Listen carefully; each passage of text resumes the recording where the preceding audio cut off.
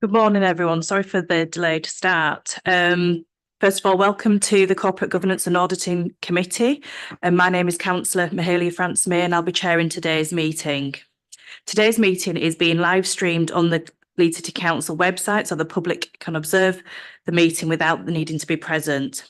I'm now going to invite members and officers to introduce themselves, and please remember to turn off your microphones once you've introduced yourself. Thank you very much.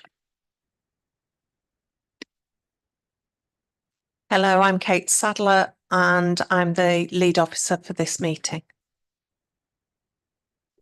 Morning, Jonathan Foster. I am Senior Head of Internal Audit, Corporate Governance and Insurance. Morning, everyone. Councillor Jane Dowson, Chapel Allerton Ward. Good morning, everyone. Councillor Paul Ray, Hunterland Riverside Ward. Good morning, Councillor Gower Almas from Beeston Holbeck Ward. Thank you. Good morning, Tim Rollett from the Council's Intelligence and Policy team. Morning, Rebecca Roberts, Legal Officer.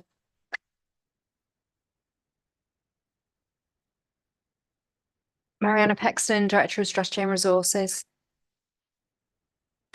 Julia Brannan, Internal Audit Manager. Brenda McLaughlin, Senior Audit Manager. Good morning, Ryan Glennon, Senior Audit Manager. Morning, Angela Laycock, Head of Finance Internal Audit. Morning all, Aaron Linden, Head of Information Management and Governance. Good morning, Mary Hasnip, Head of Finance in Corporate Financial Management. Morning, Andrew Byram, Interim Chief Digital Information Officer. Morning, Victoria Bradshaw, Chief Financial Officer.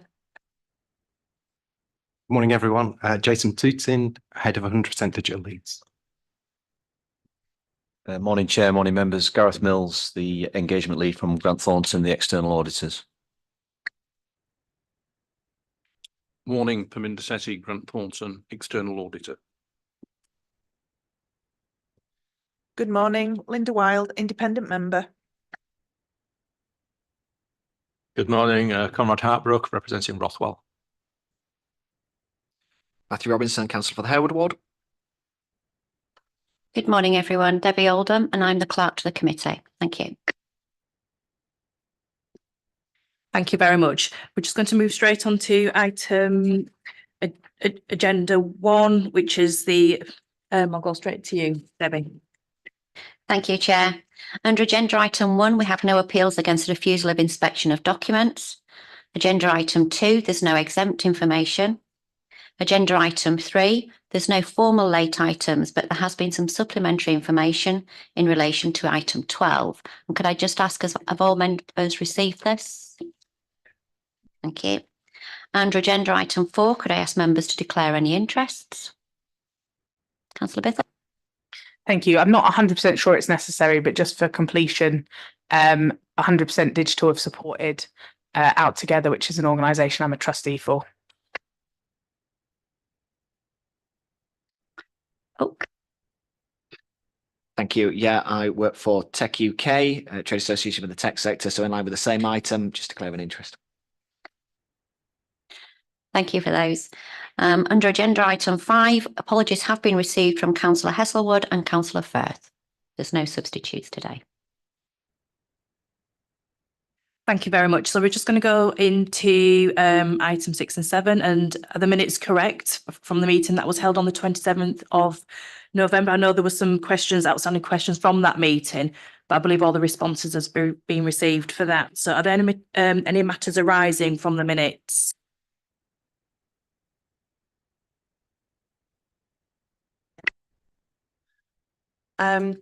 Just to make the committee aware that the information requested in relation to corporate performance management will be provided within the 23-24 update report. So members will receive that at a later committee, and the various requests that were made in relation to the procurement assurance report have now been supplied to members in a response that was sent out on the 8th of Feb. So that was last Thursday. So all members should have received that response.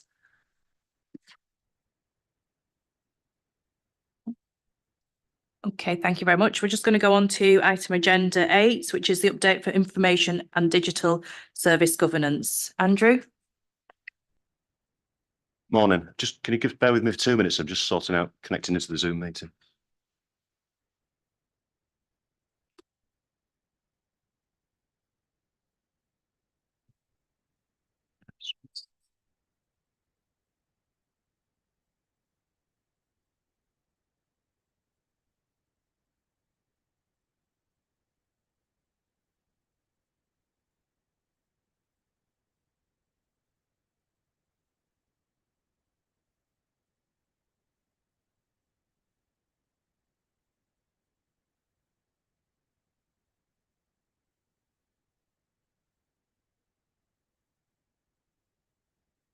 Apologies, I'm having to download the app as I'm talking. Can I talk to the slides? Is that okay? Thank you. So I've sent the report through, and I've sent you some slides through, which I will now go through. Have members got their slides present in front of them?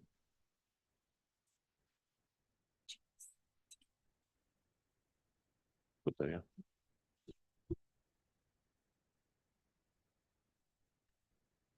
Just bear with us a second. We're going to see if we can get you to share your screen. Thank you.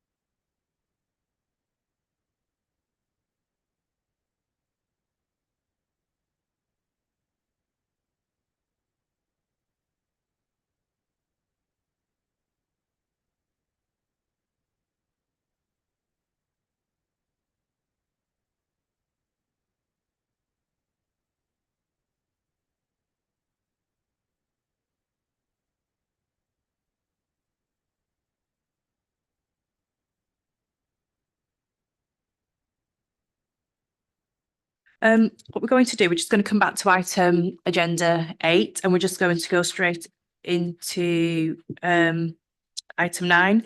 Erin, would you like to lead on that for us, please? Thank you. Sure. Thanks, Chair. This is the annual Information Governance Assurance Update Report, which includes the annual report of the Caldicot Guardian. Not wishing to repeat the contents of the report, I'd just like to highlight 4 key points for members. Firstly, and positively, as was a concern in previous meetings and reports, performance in relation to information requests was not where it needed to be. And I'm pleased to say that we are now consistently hitting our current KPI. We, by all accounts, need to improve that further, but having hit the KPI for the last 7-8 months, we're positive we can keep that going. So that's a huge thanks. That's in relation to a number of changes we've made within the team, a number of process changes, and how we work with services. So it's a huge thanks to my team and to all the services that we work with in relation to that. Secondly, as the committee was previously made aware, internal audit provided us with a recommendation to improve the oversight, recording and completion of data protection impact assessments. There's no doubt this has been a challenging piece of work as we set out not only to address the issues that were raised, but to make something that we could have embedded for the future. So I'm very proud to say that after a number of delays, admittedly, the Microsoft Power App will be introduced and has concluded its minimal viable product development phase. Testing has been completed and we're now underway with training staff. We've got a communication implementation plan that's been developed and we should see its first use by the end of this financial year. Thirdly, this year we will be working on a formal information assurance framework in order to implement this into 2025. This will follow development work in relation to my final point, which is the Information Commissioner's Office data protection audit. This year, the report also presents the ICO's report in full. We wanted to go for full transparency, so there's no redaction whatsoever. We wanted to share that with members and members of the public. We welcome the views of the ICO and appreciate the support they've given us. Whilst accepting there are areas for improvement, we're encouraged that many were known to us and we were already included in our information management and governance programme. So we're keen to keep officers and members up to date, hence they ask to provide a mid-year and end-of-year update report on the action plan. And I'll conclude there for any comments or questions. Thank you very much. Are there any questions from any of the members? Yep, Linda? Thank you. Yeah, your action plan and your timetable for implementation, it's great to hear that some of the things that are raised are already on your radar. That's good. And I think I noted somewhere in your paper that internal audit's going to provide a review, or it might be in the internal audit paper that says you're going to include a review of the position in future months.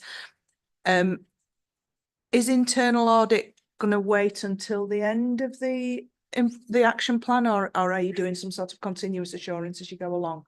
That's my question. Thank you. I'll answer that question. No, we're intending to work with the service on the implementation of the recommendations. We're not going to wait until the end. We have a member of staff on the board that's been set up to oversee implementation, so we'll be working alongside them.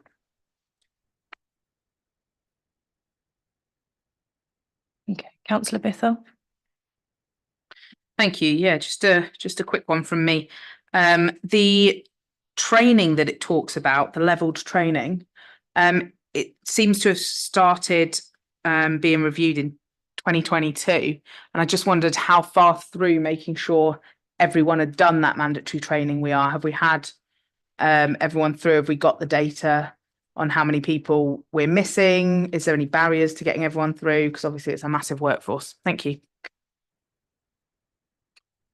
So in relation to the training, it's done every 2 years. And in relation to it having been done in September 2022, it was 100% completion rate at that point in time. And it's built into inductions.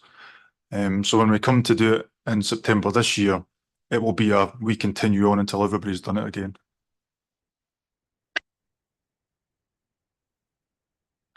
Okay, are there any more follow-up questions?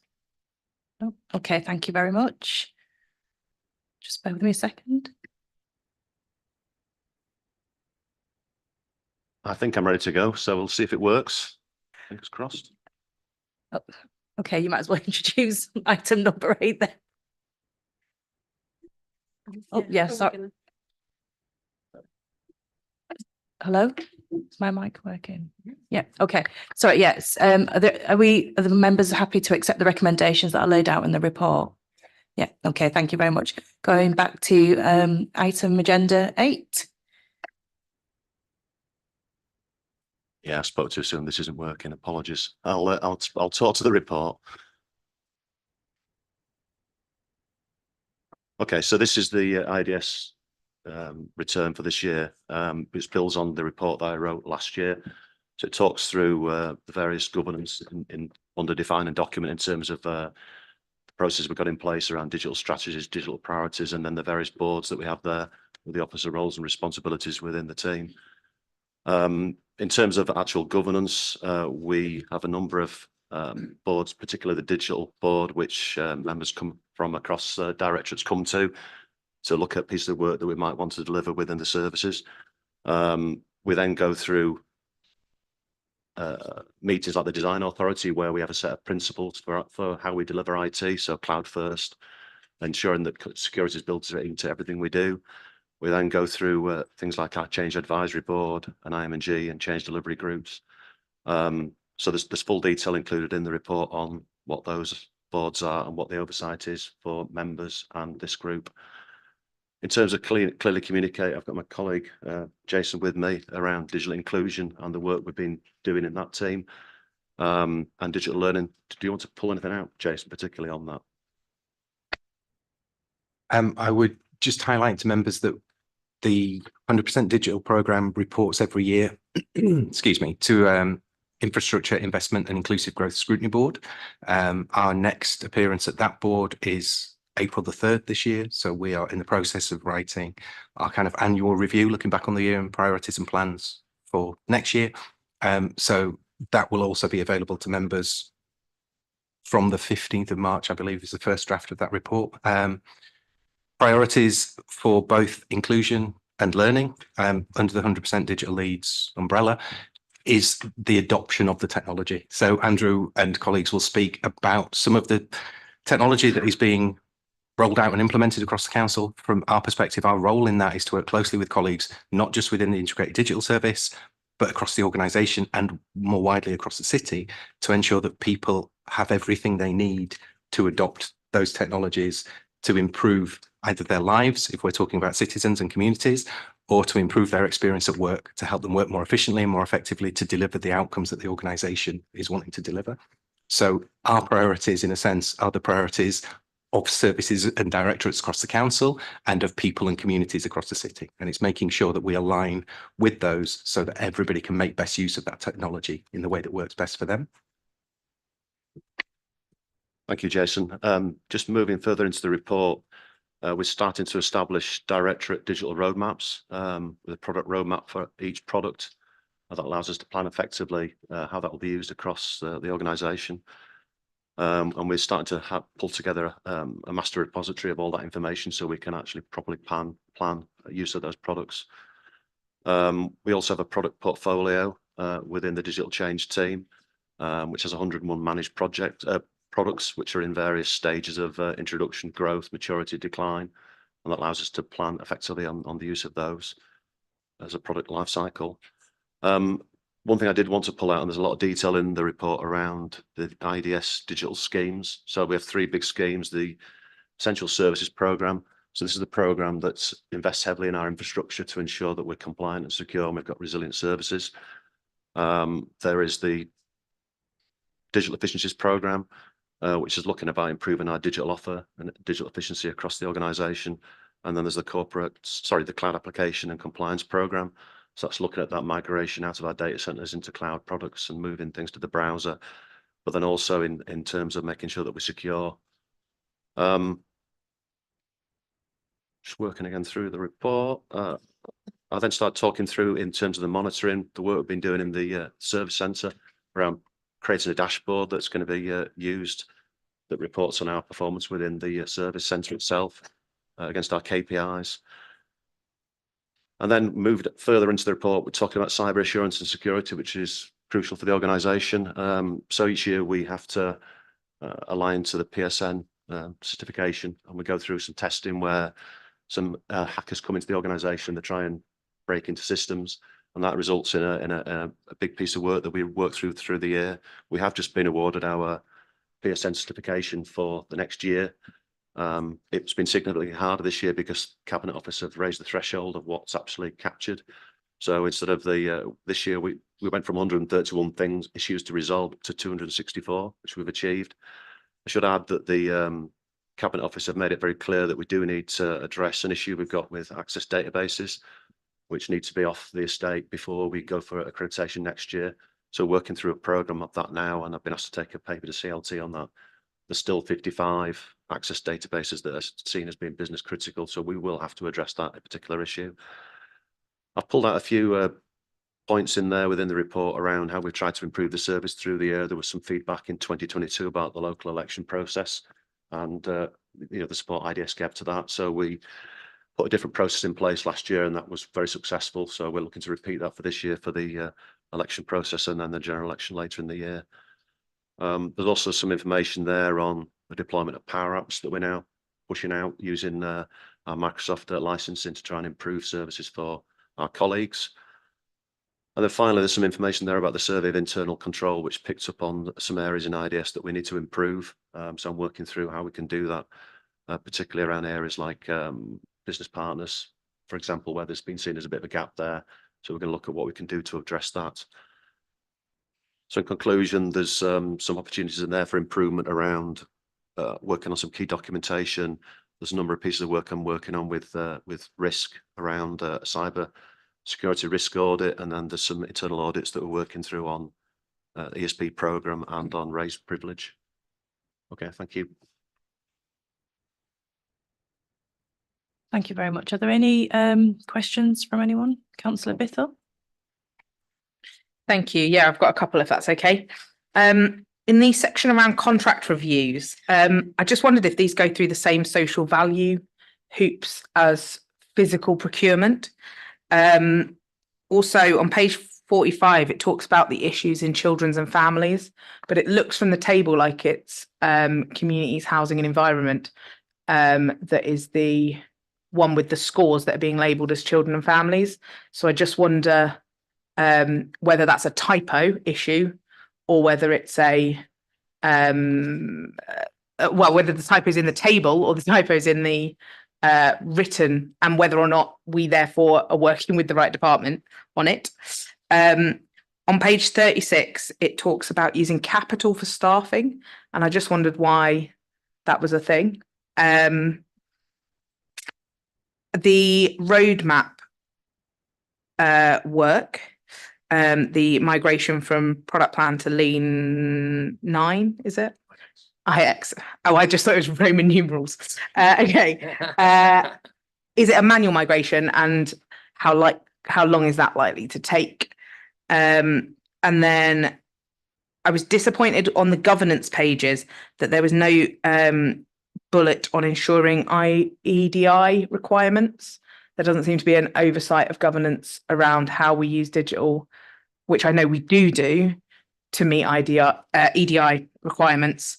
And then finally, on the cyber attack stuff, it gave some clear score boundaries, but not what our score was. And I know you just said it moved up to 164 recommendations, but on that low, medium, high thing, is that which one do we fall into currently? Thank you. Trying to keep track of all the questions you asked there. We do track EDI, so apologies if that's not been pulled out within the report. I shall look to address that in the report next year. You asked about capital for staffing. So if we're running a big project and we needed to bring some of that, I think we can use that approach to pay for those staff on delivering those projects. We've now got an augmentation for where we bring in additional staff in through that route to speed up delivery. So that's an example where we would be charging project capital against bringing people in. So we do that approach. If there's a typo in there and I've referenced the wrong service, apologies, I'll go look at that and check it out. I think it was children's and families. So if it doesn't read that way, then that's my bad. So apologies for that one. I think there was two other questions, but I can't recall quite what they were. The contract review procurement, but as I was saying it, you were nodding, so I think it does go through the social value stuff. And then the migration of the roadmap work. So this report was written, and there's been some changes just around that particular point, because we're going to take a fresh look at whether we go with that Lean IX. The main reason for saying that is that company's been bought by another company that's renowned for their very expensive licensing. So I'll have to address that, look at that again. To ensure that it gives us what we need and represents value for money.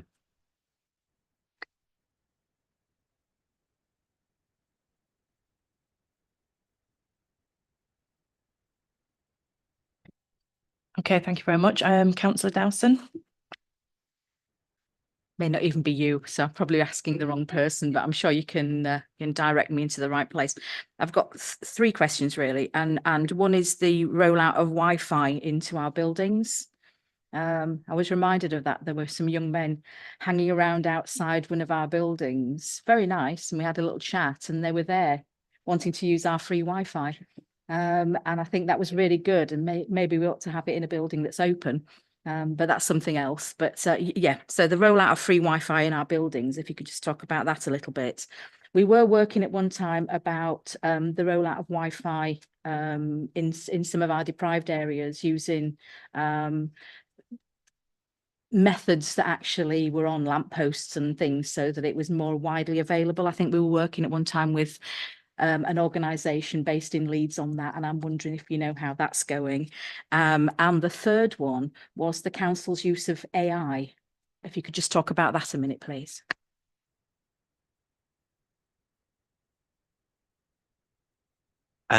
Just very quickly on the more buildings with Wi-Fi for communities, particularly. The council has received, I want to say £9 million from UK Shared Prosperity Fund over a 3-year programme. And that's been spent on a range of different issues.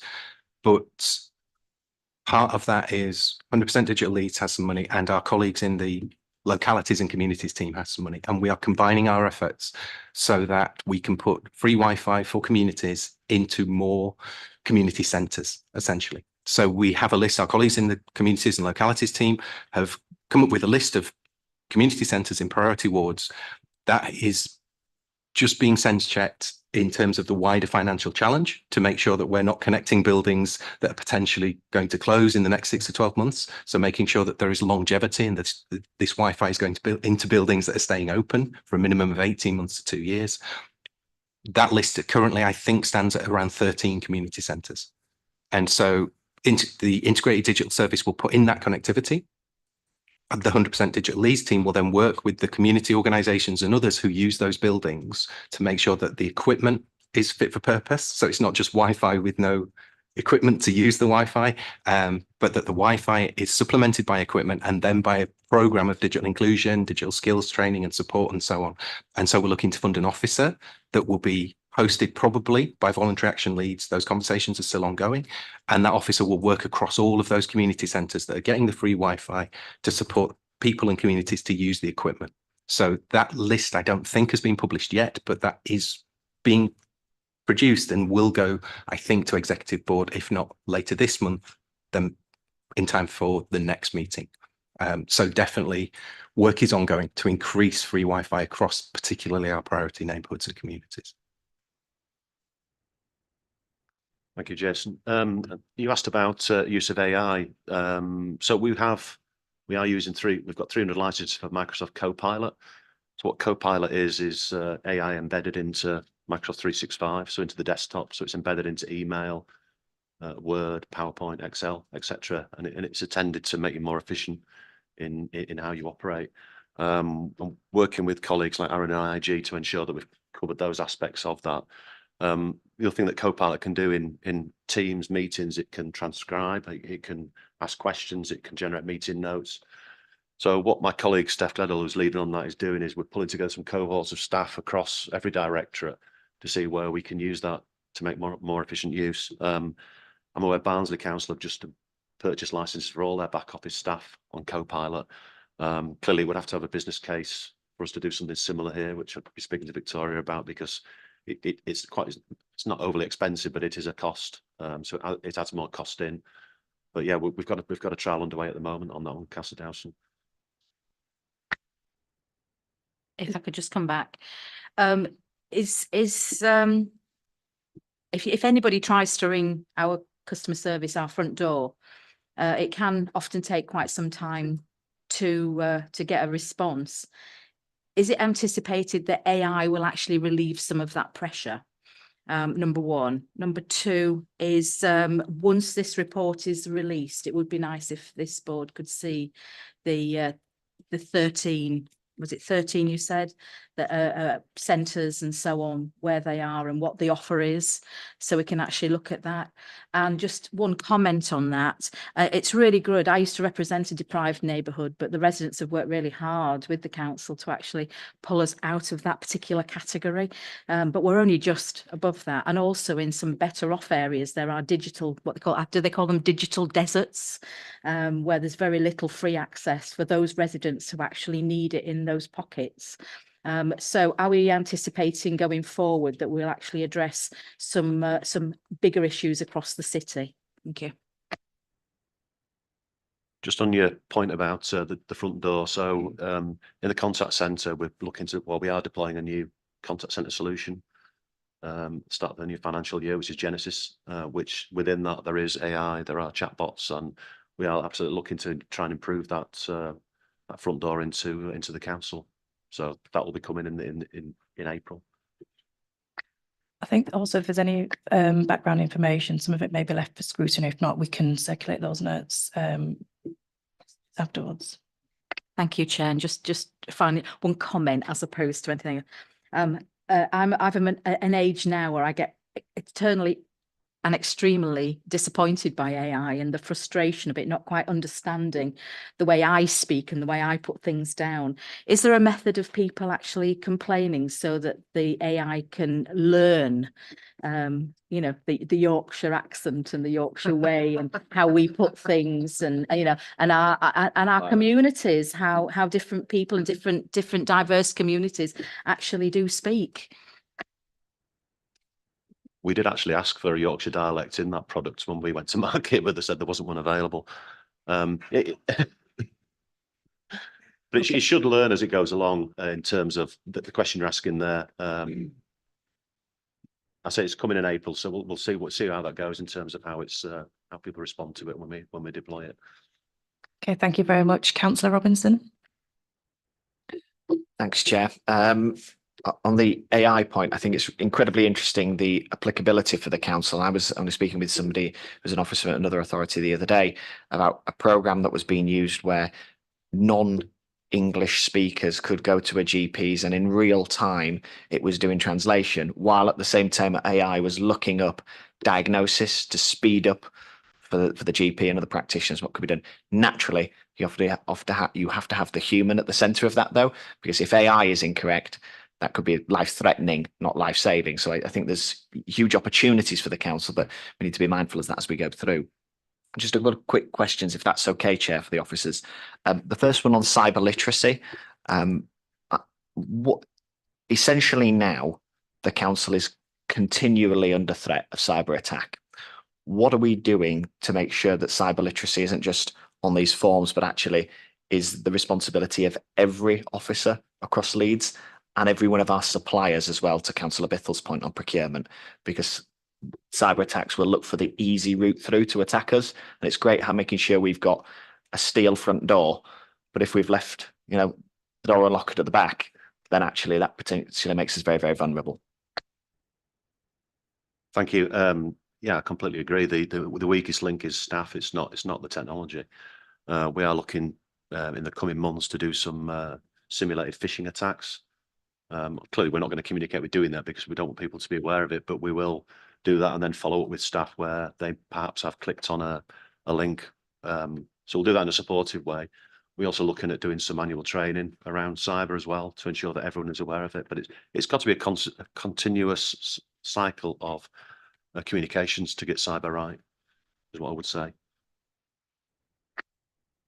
And on that, does that fit into some of your work, Jason, in terms of 100% digital? Because I'm aware that we'll be going out there, and how do we make sure that community organisations are aware of that too? Because I don't see that reflected in the report. Sorry. Yes, absolutely. So, I think it's also really important, which is why as part of the integrated digital service review that's been ongoing for a little while, that we've brought our digital inclusion and digital learning programs together, because our citizens and communities are also reflective and representative of our workforce, and vice versa. Our workforce in lots of cases live in our communities, obviously.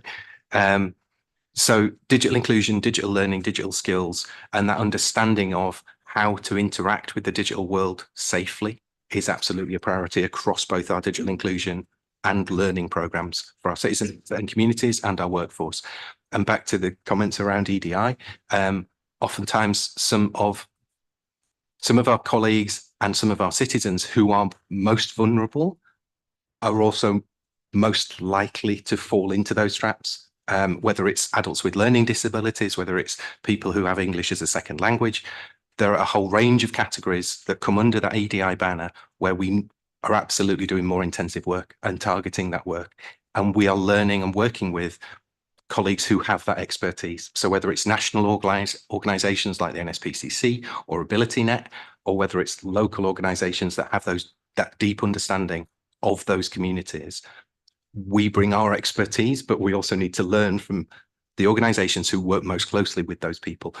Similarly, from a corporate perspective, we are linked into all of the staff networks, so the Dawn network and unpaid carers network and so on and so on, so that we're making sure that those EDI considerations are taken at every step of the way. And back to Aaron's point, making sure that that training is updated so that we're not, rolling out some e-learning and getting, all colleagues to do e-learning that's actually 18 months out of date and is not keeping up to date with the more advanced cyber attacks that AI can absolutely generate. So AI can be a source of, as you've said, Councillor Robinson, a source of good and a positive benefit for our colleagues and our citizens, but it is also a way that people with malicious intent can use AI to make those cyber attacks look more realistic to our colleagues. And that link is eminently clickable if you think it's a genuine one. So we just need to be aware from both sides, the risks and the benefits, but that is why governance is so important, as Andrew said. So yeah, absolutely on our radar.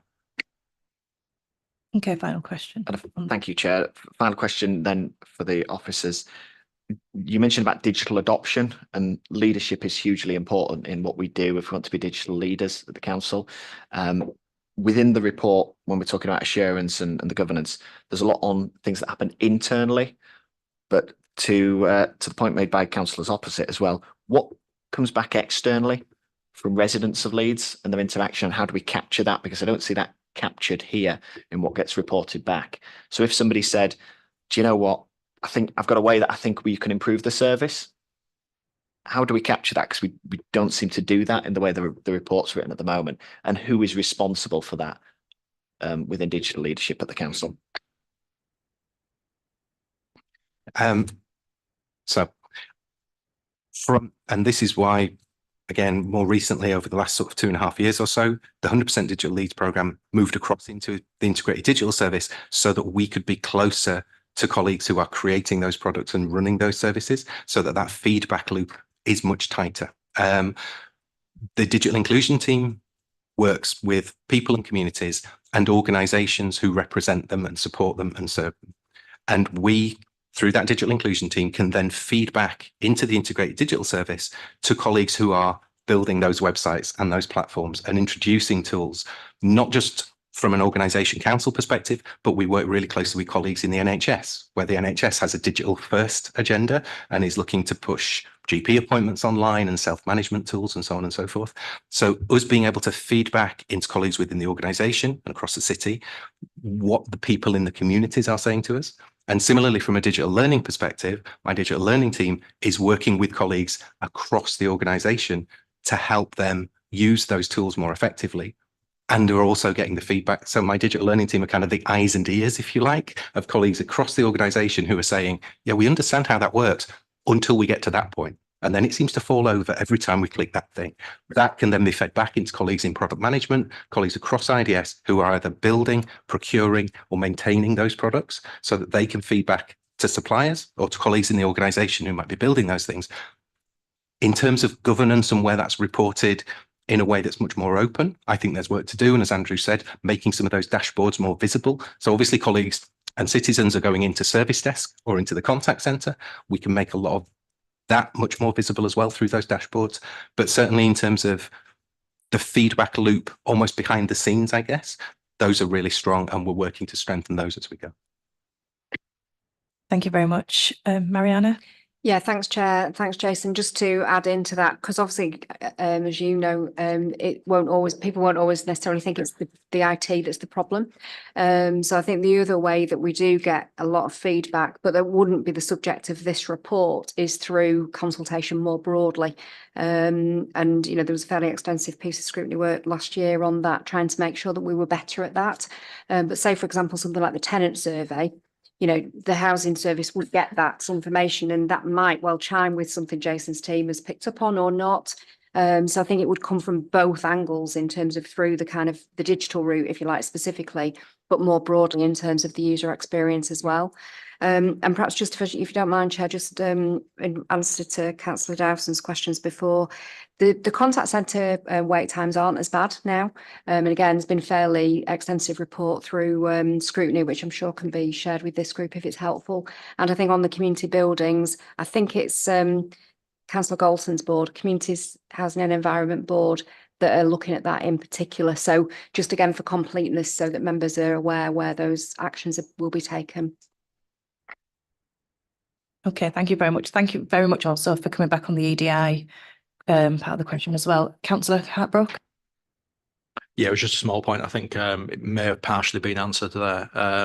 Going back to the Wi-Fi and the installation in community buildings, I'll just implore that elected members are engaged in terms of deciding what needs to go in and where, because I know in my own area there are buildings that have Wi-Fi that are probably going to get it upgraded, and there are other buildings that get heavily used for a multitude of purposes that don't have it at all. So I think just keeping that as a open topic would be appreciated.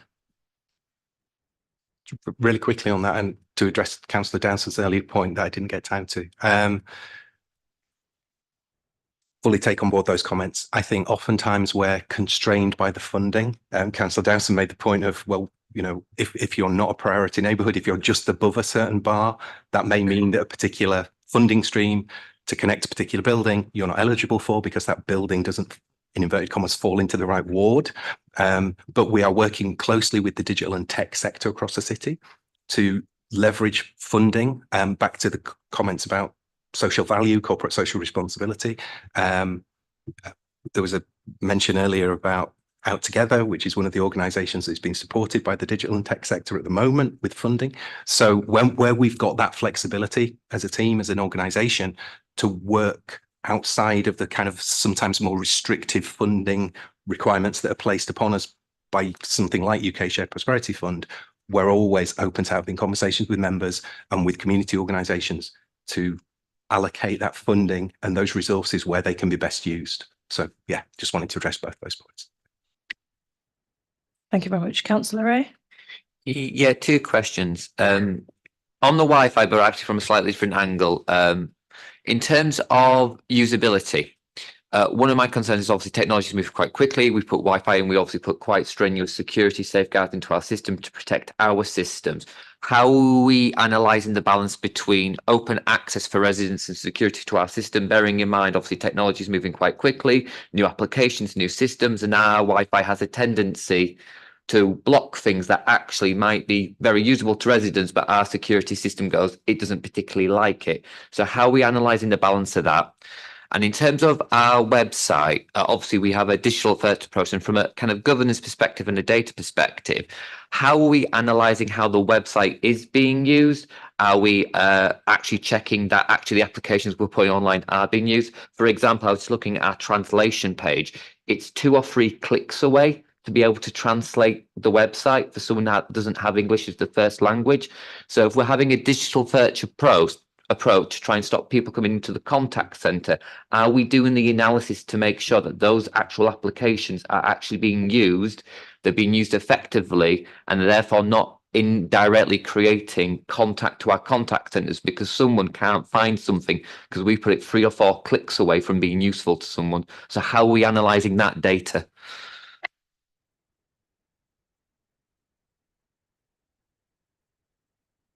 So on the latter question around the website, we do analyse what's on there and how it's used, and we do anything that goes onto the website has to follow standards in terms of people being able to use it and identify things there. If it's useful, I can speak to the team and bring something back here, which would show that in terms of use and what those standards are in terms of clicks. You point about 3 clicks to get to something. Because I think just from a government, we're spending obviously quite a lot of money on core business transformation and our digital systems, and actually, so from a point of view of looking at in terms of actually, are we not from this kind of screening perspective what it does, but actually, are we getting value for money? Is it actually doing what we would like it to do corporately? That data is quite important because if we're spending a lot of money and actually it turns out no one's actually using it because it's too far away to be useful, then that actually poses a financial risk as well as actually a risk to the council's approach to digital first. So yeah, I think that information would be, sorry, I just wanted to chip in on that bit, sorry. And just quick response in terms of the Wi-Fi and the safety and security. It is a really difficult balance, and finding the right balance is an ongoing challenge and conversation. So at the moment, Leeds free Wi-Fi, which is provided by the council in, I'm going to get the number wrong, 150 plus council buildings, is linked to, but is separated from the corporate network that council colleagues log into and access kind of secure files and folders and so on. At the moment, Leeds Free Wi-Fi does not have verification in terms of proving your age, but what that follows is that the filtering is set at a certain level. So it allows adults to do a certain amount of things, but it also has some protection for children, vulnerable adults, as we mentioned earlier. That is an absolute balance. We could lock it down and make it so that you have to verify and you have to prove age and have a certain level of filtering and things. And then that makes it so difficult for members of the public to access and log on to that they just go, do you know what? I just won't bother. So it is absolutely a fine balance. At the moment, I think we feel that we've got it right, but it is always under review. And back to the things that Mariana was talking about earlier, making sure that we are listening to our citizens and communities and that we balance the risk versus the opportunity and the benefits. Thank you very much. One last final point by Councillor Dowson, and then we're going to close this agenda right. Oh, sorry, and then Linda. Thank you. Sorry, I know Linda always gets the last point in, and it's always very good. Just 2 points really. Sorry, Chair. One was around funding. You know, you've got parish councils, you've got Chris, you've got Sil, you've got all sorts of other pots of council funding. When you've got an idea, and if it doesn't fall into one of these areas, think a bit outside the box. There are other funding pots that are around, and you know, we can help as councillors. So please don't be a stranger. If we can help, we will. But the other thing I wanted to say is I think the whole country has heard very good things about 100% digital. You've got a very, very good reputation. We're here to scrutinise. And that's our job. But I just want to let you know how important we think 100% digital is as a council. It's really important for our residents, and we've mentioned other languages and so on. It's really important we get this right so that every citizen of Leeds feels valued and important, and that this will help them do what they need to do. You've made it. You've slowed change down. You've made it accessible, and thank you for that. Can I just reiterate the thanks for the work that you're doing there as well, and the board isn't here to scrutinise as well. Linda. Thank you. Just a very quick one from me. I recognise that things are moving fast in the digital space, and have been for some time, in particular around AI and cyber risks. Does the council feel that its policies and procedures that we're expecting our colleagues to adhere to sufficiently incorporate AI and cyber risks? I think I mentioned earlier on that internal audit, I've looked into the cyber risk within the council, and we've got a work plan that we're working through this year. Whilst it doesn't go specifically into AI, it is going to cover off on the other aspects of that. The AI is very new, and we're working through, as I mentioned, that co-pilot piece of work at the minute, and we're thinking through things like some principles there that we need to communicate to staff. Key thing there, the human's got to be in you've got to check everything. You can't just accept what it's saying and send it. So it's very new, and perhaps next year when I come back here, I will flesh all that out. But you're right, AI is very new, and we've got to get it right. I mean, certainly we've been having a chat from an IG perspective to understand how the data is used, where is it. I mean, I've been using Copilot myself for about 3 months, and it is starting to become invaluable, making me very efficient in how I work. But we've got to get it right because there are risks there in the wrong hands. Yeah, I would agree with that. And I think there are risks on the other side as well. It's not just about what are we doing, the information that comes out of it. It's about what are we doing to govern the information that we're putting into it as well. And I think that's where policy really comes into its own.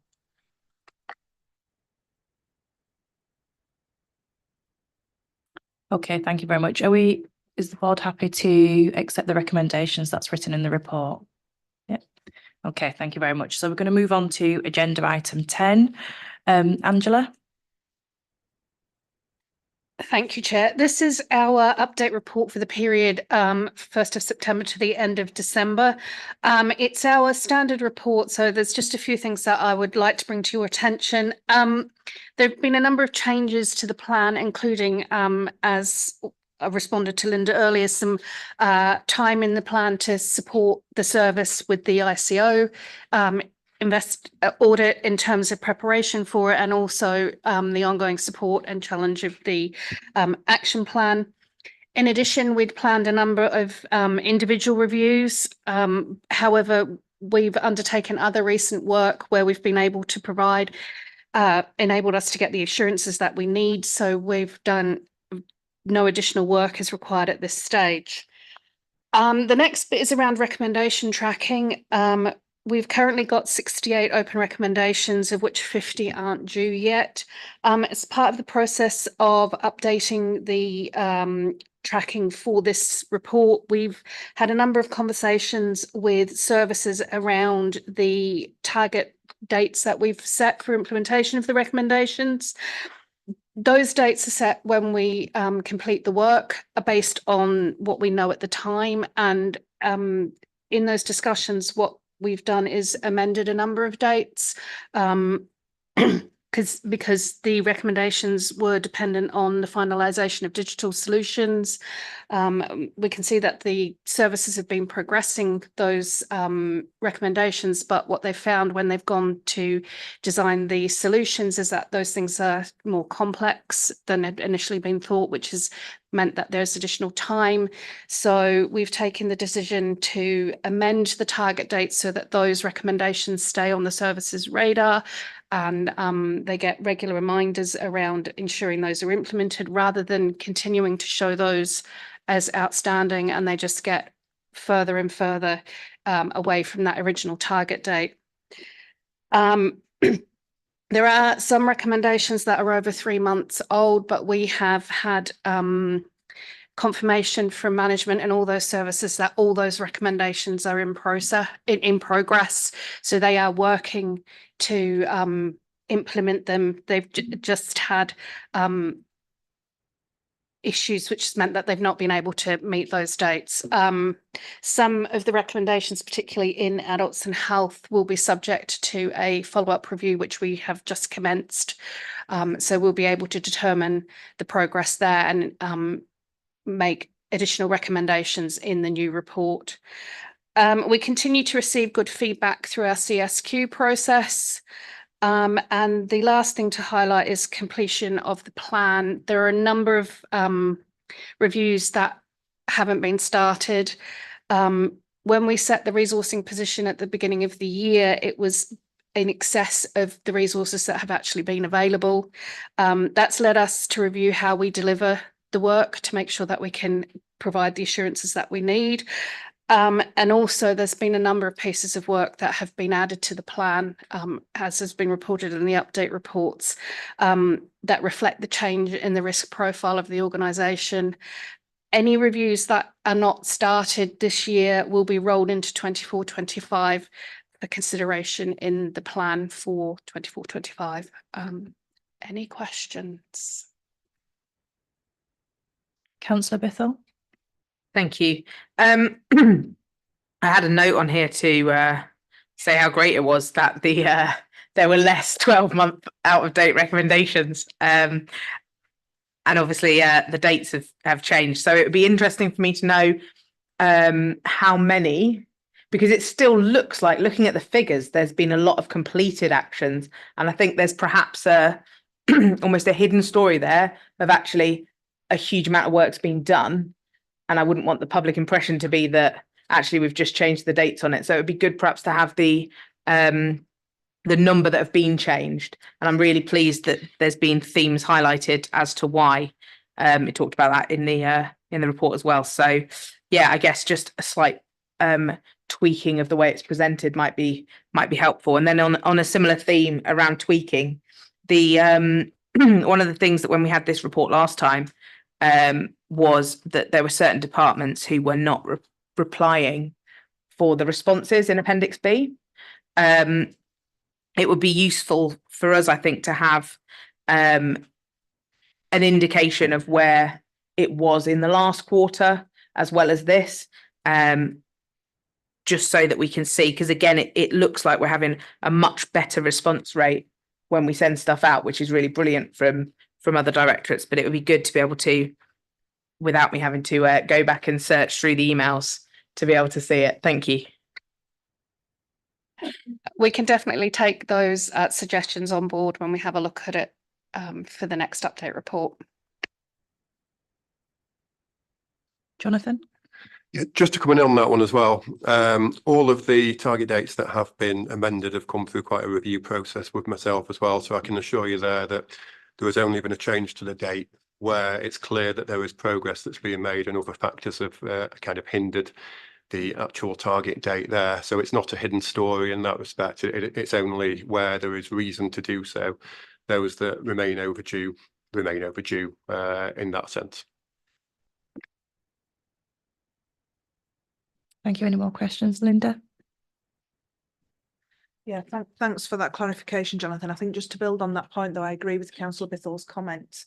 And maybe one useful way of presenting it is to badge them as authorised overdue or authorised rolled forward or something like that. It just allows the committee and the public to see the level of things that have been rolled forward, and then if the committee wanted to deep dive into any one of those, then they could do.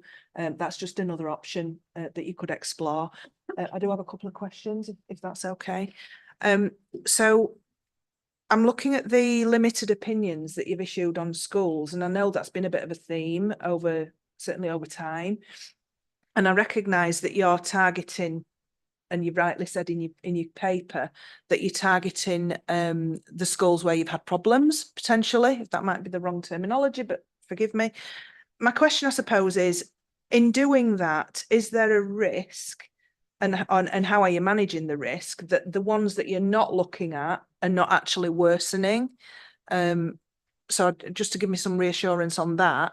Then my next question on a separate topic is and I know I've talked about it before, the advisory versus the assurance of your audit plan, and how do we satisfy ourselves as a committee that that's sufficient split? You know, you're not doing too much advisory at the risk of not being able to provide assurance going forward, and how does that compare to your peers?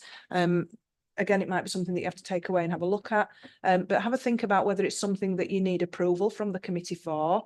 You know, I'm not suggesting you have to, but it might be something that you just bring to the committee when you do your audit planning to separate out how much of your time is expected to be spent on assurance versus advisory. And then my final comment is around I think it's a specific, maybe me being a bit dumb question, page 147. It's on the table, the second box down on the right of that table. Am I reading it right when it says we have developed? What does it say? It says, but I can't even find it now. But helps if I go to the right page, doesn't it? Page 147. I said, did I? Yeah, the second box down on the right hand side, the second paragraph says, we have developed to utilise to strengthen performance management. I'm not sure what that means. So if you could explain that for me. Shall I take the easy question Yeah. first? That should say we've developed a dashboard. So we're in the process of developing a dashboard for our performance to enable us to review it in real time. Okay, apologies for the typo there. There's nothing that gets me more than seeing those, so apologies for that. So yeah, as always, Linda, great suggestion around recommendation tracking, and I think I would just like to add on that one as well. Over this last period, a real thank you to Angela and the team for the efforts to bring this up to date, and for colleagues across the council.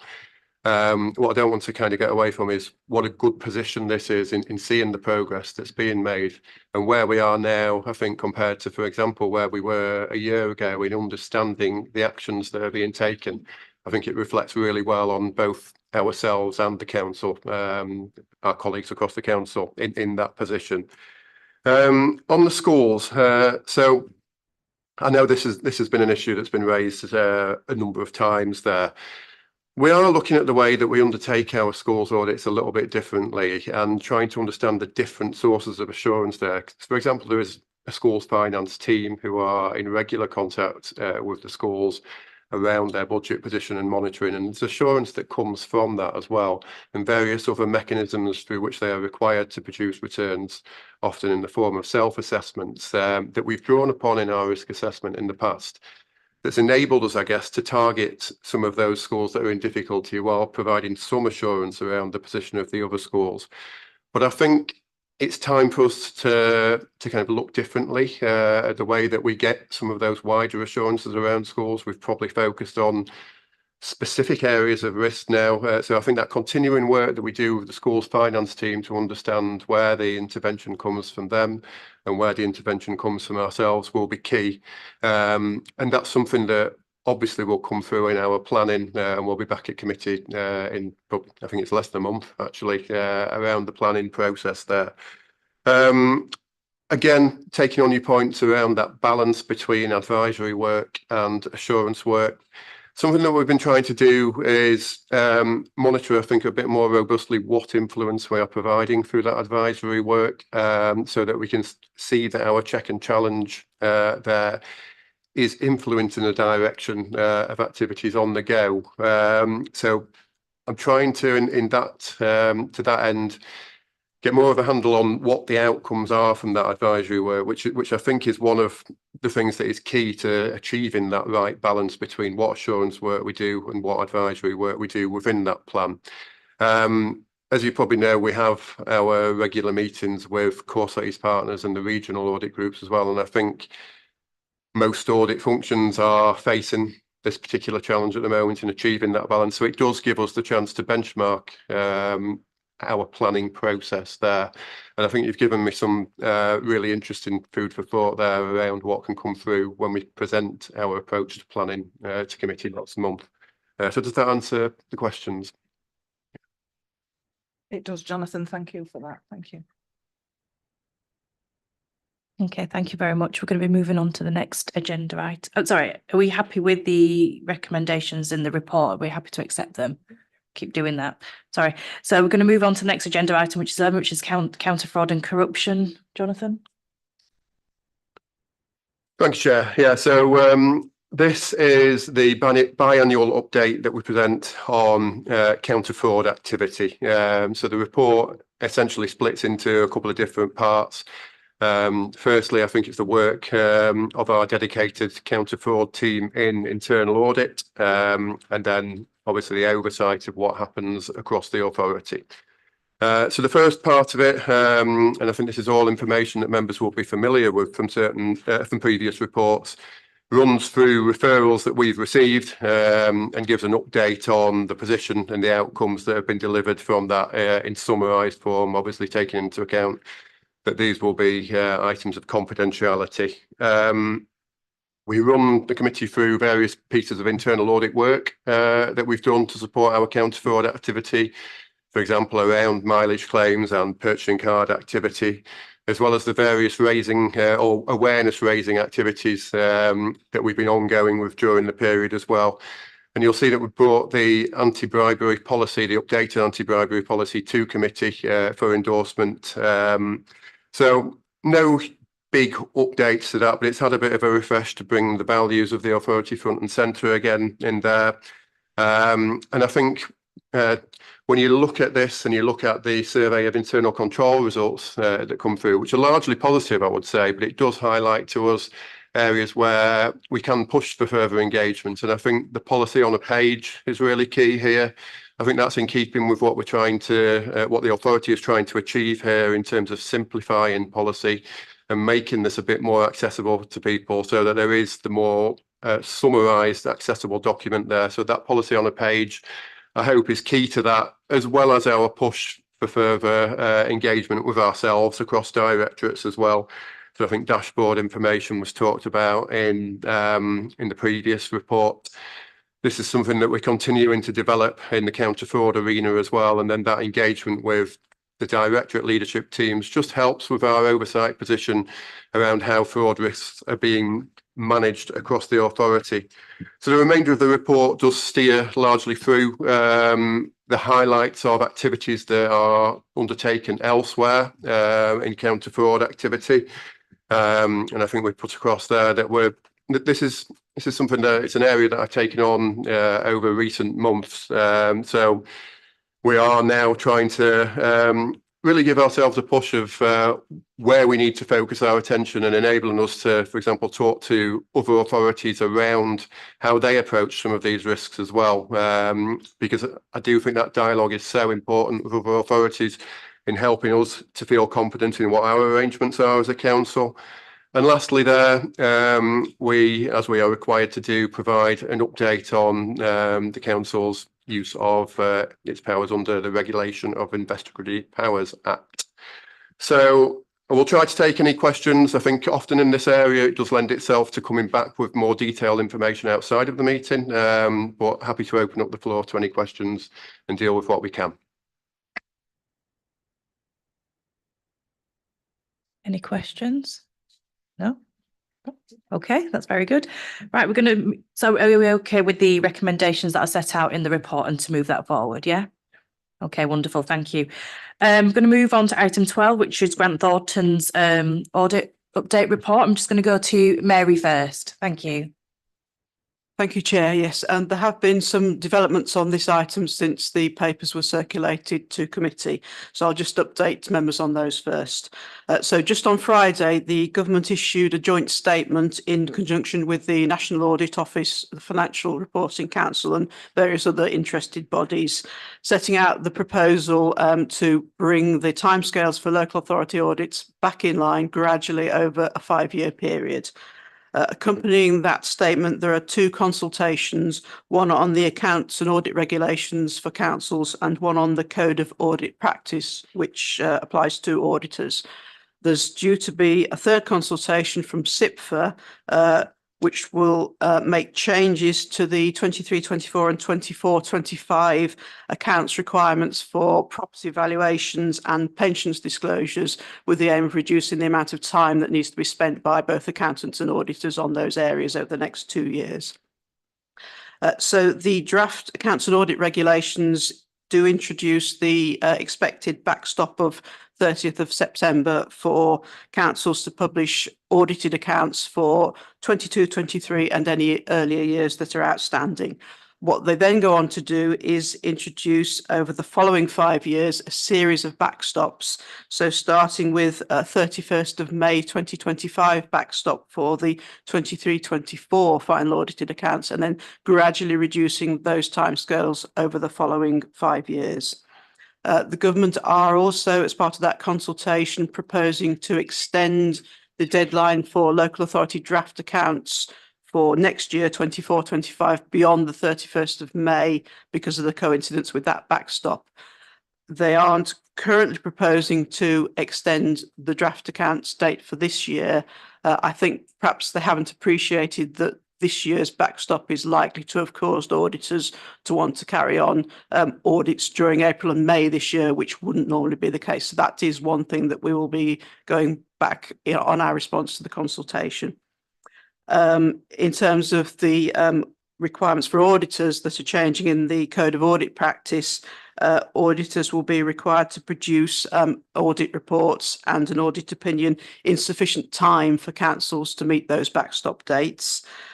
Where the audit opinion has been modified or disclaimed as a result of the backstop, there is guidance that auditors need to be quite clear in their audited opinion that that is the case. The guidance then goes on to say that if auditors are issuing a modified or qualified opinion for reasons other than the backstop, they are required to consider whether or not a statutory recommendation or a public interest report would be appropriate. So that summarises the new information we got on Friday, and I'll hand over to Grant Thornton to present their report and to add anything that they need to as a result of what was published on Friday. Thank you. Thanks very much for that, Mary, and thanks, Chair. So this paper is a summary, I guess, of where we are with the respective audit years that are still open at Leeds. So, Chair, you and members will be aware that our 21-22 accounts audit has been ongoing. We've presented 2 versions of the ISA 260 report to this committee in the last calendar year. Work has continued on that audit since we last met in November. As we say in the report, we're about 90% complete now, and we are working through the remaining outstanding areas, which are principally around valuation of your property, plant and equipment, fixed asset. And this, I suppose, ties in with what Mary was saying earlier, in that an awful lot of audit time and indeed council finance time and valuers time are wrapped up in these particular areas of high value, highest estimate and judgment.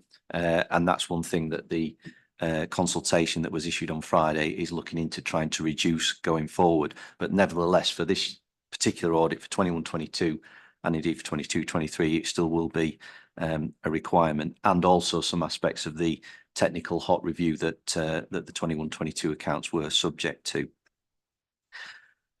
I think it's worth emphasising that regular engagement is taking place between myself and Victoria, and also with Perminda and our team and Richard and Mary on a weekly basis, to try to ensure that we get where we need to get to by the end of next month with the 21-22 audit, and all parties are committed to getting that audit concluded by that date, so that we can then move forward into the 22-23 audit, Chair.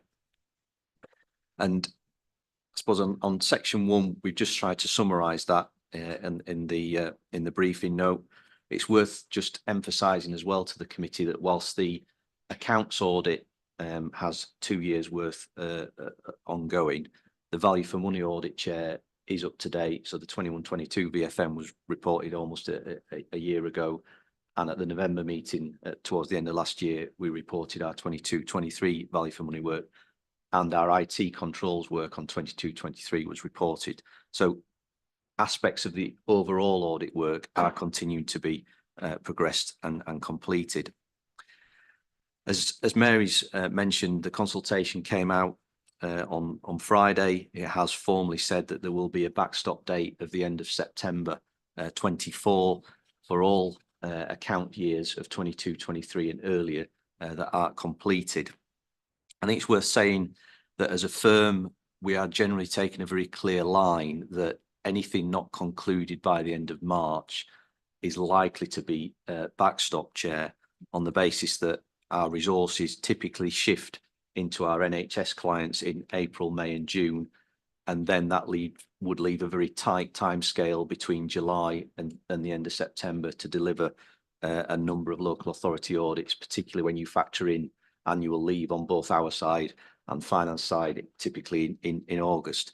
Having said that, Chair, I've been in discussions with our National Head of Public Sector Audit and indeed our National Head of Overall Audit at Grant Thornton, essentially to make a case for continuing with the 22-23 accounts audit here at Leeds, through discussions with Victoria, who's also keen for us to continue, and essentially, providing we can get 21-22 concluded by the end of March, the firm will immediately progress on to 22-23's audit from the beginning of April through to the end of September. In order to do that, we've set aside 2 of our more experienced auditors and specifically kept them out of our NHS audits to give them that time and scope to focus on the Leeds 22-23 accounts from the beginning of April onwards, and they will be supplemented by other relevant colleagues in that April to September period. So I suppose in essence, Chair, close engagement is taking place on both sides between now and the end of March to get 21-22 over the line.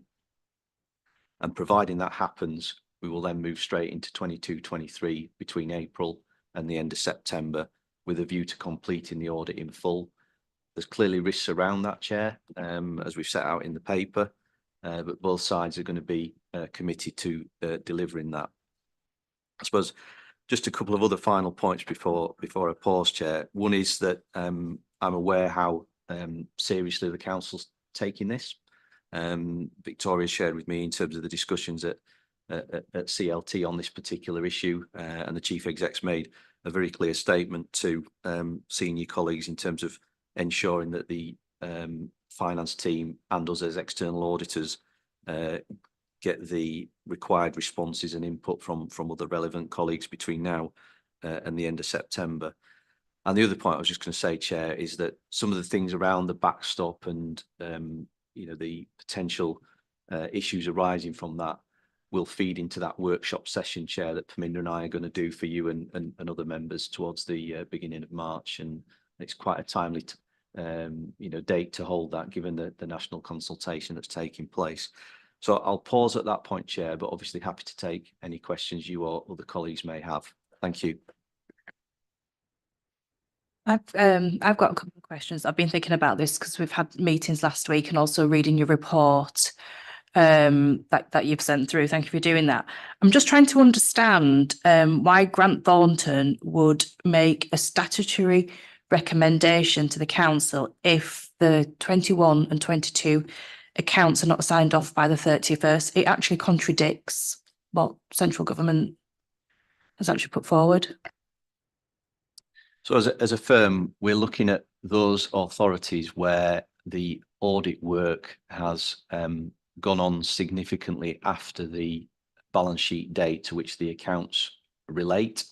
And I guess if we did get to a position of a statutory recommendation, it would be an elevation of previously reported issues at this particular council, Chair.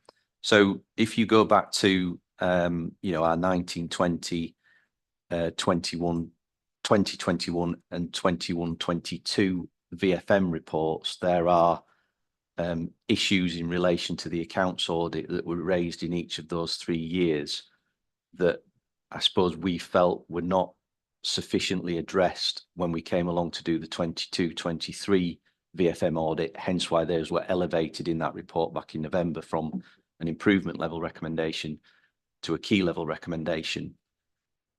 In my discussions with my colleagues and looking across the Grant Thornton client base, if we can't sign off 21-22 by the end of March, the view would be that the action since the key recommendation in the October-November period when we discussed it with the council had not been sufficient. That would be a possible case for raising a formal statutory recommendation on that particular issue. And I suppose we've talked before that as a local audit team, I'd like to think we do have a pretty strong record in terms of delivery on audited accounts. Elsewhere in our portfolio, and if we don't get to where we need to by the end of March, that would potentially trigger a stat rec. Having said all that, Chair, both sides are committed to concluding the 21-22 audit by the end of next month. So providing that happens, then there wouldn't be a requirement for that, Chair. Okay, thank you. We are definitely committed to meeting that deadline. I'm just curious, are we the only clients of yours that are having that deadline imposed on us? So in terms of my personal client base, yes, because all my other clients were either signed off pre-Christmas for 22-23, and in 2 cases, our audit work is complete, but we are awaiting the pensions assurance from another firm, which we are expecting to receive before the end of March. So for my own local government portfolio, you're the only audit that has 21-22 and 22-23 outstanding. As a firm, clearly Grant Thornton audits over 40% of the market, and there are a number of clients that have 22-23 or earlier audits that are outstanding.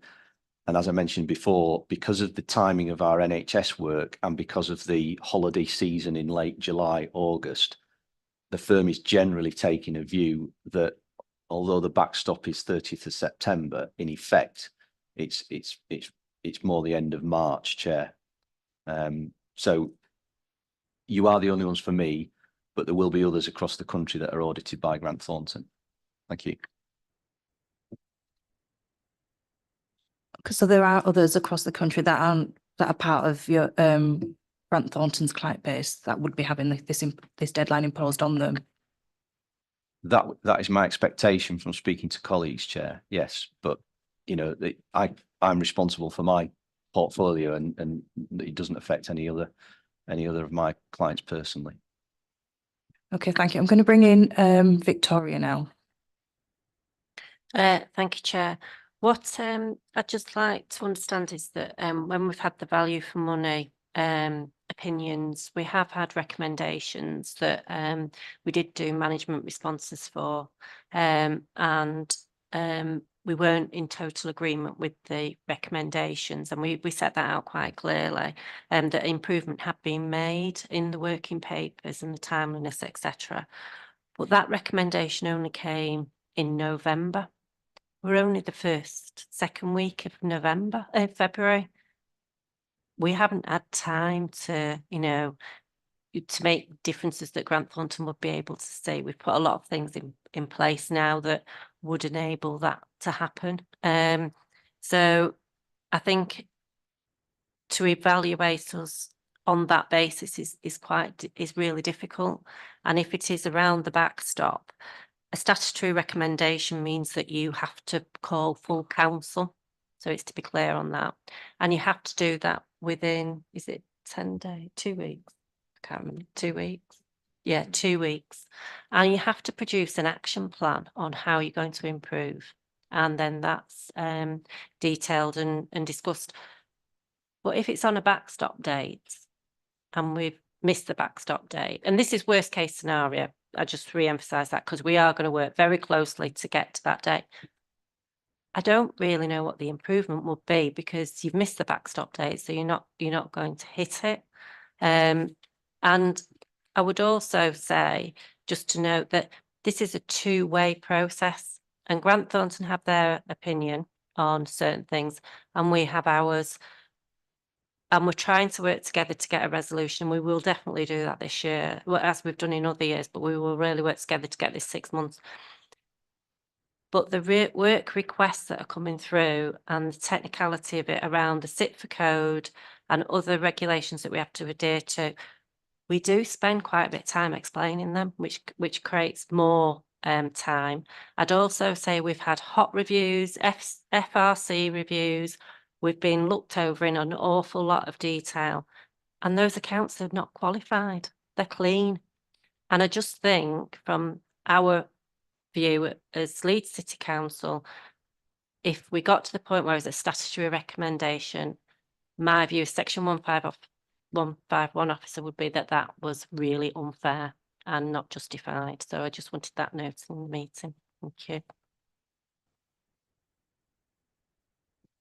Gareth, would you like to come back in on that? I mean, Victoria's expressed, similar views to those to me directly in our regular engagement. I take on board Victoria's comments. I suppose all I would do is reiterate that, our audit approach here at Leeds is no different to anywhere else.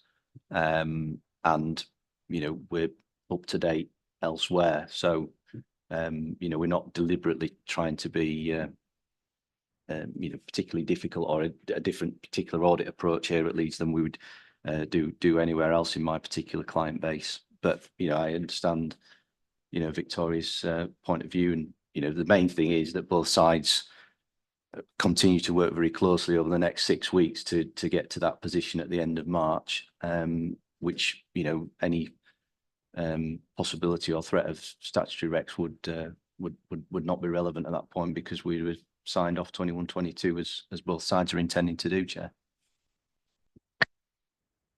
Okay, thank you very much. Any other further questions? Sorry, Councillor Bithell. Thank you.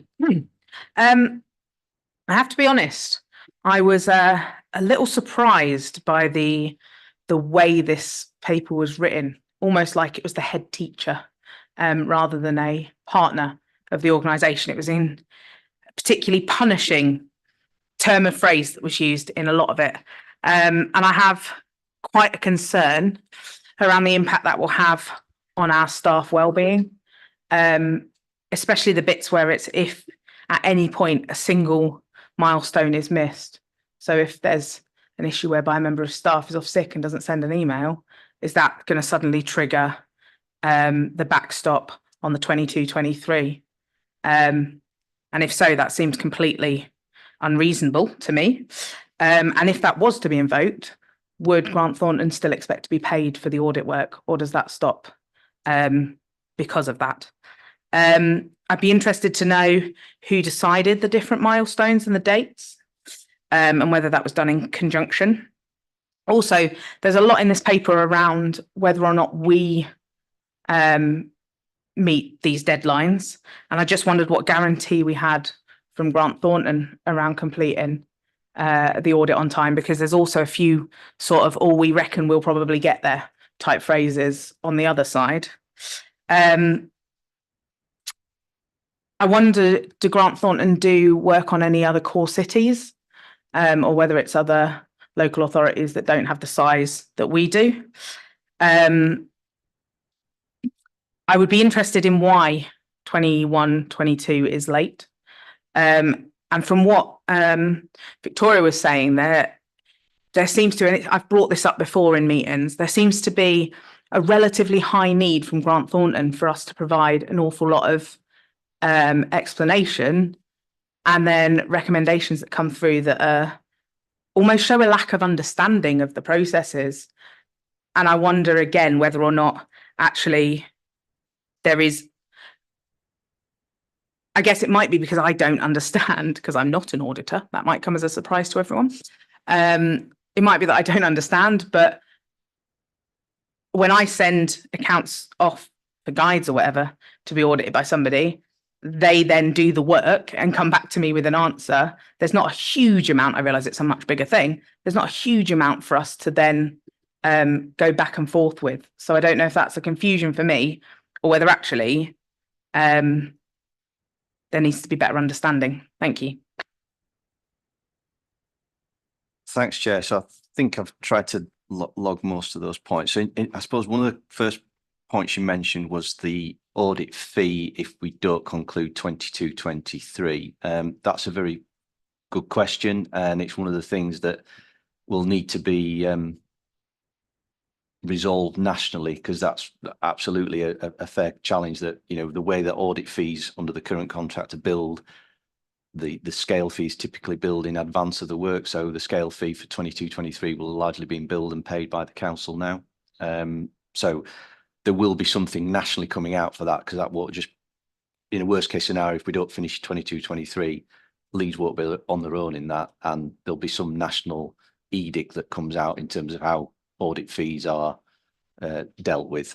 In terms of the milestones, they're milestones that we've proposed that obviously we need to finalise and formalise with Victoria and her team. I think that's it's worded along those lines, but in essence, all that work needs to be done by the end of September. So there may be some nuances in terms of certain things changing in that April to September period, but in essence, in order to get it over the line in full, all those actions will need to be done.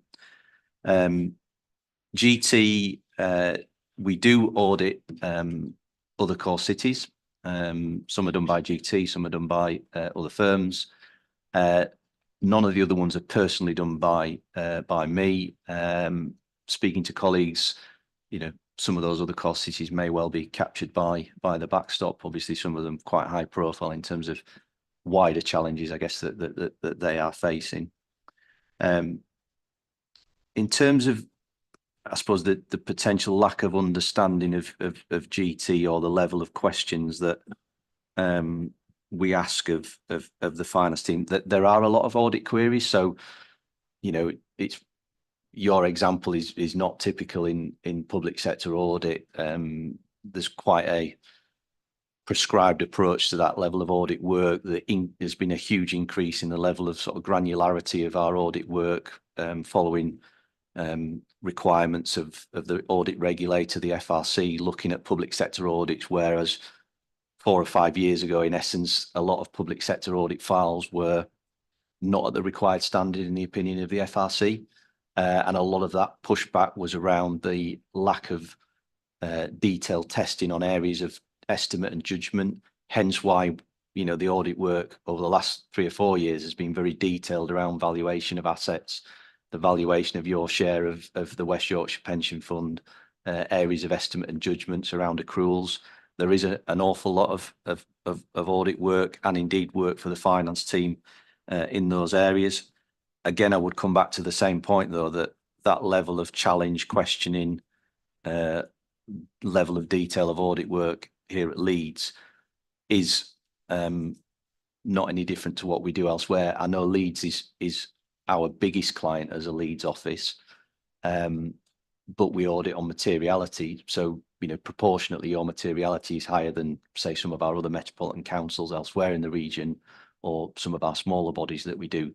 So in essence, you know, the areas of material judgment proportionately are broadly the same, if that makes sense, even though you're a much bigger council in terms of size of your income and expenditure and balance sheet.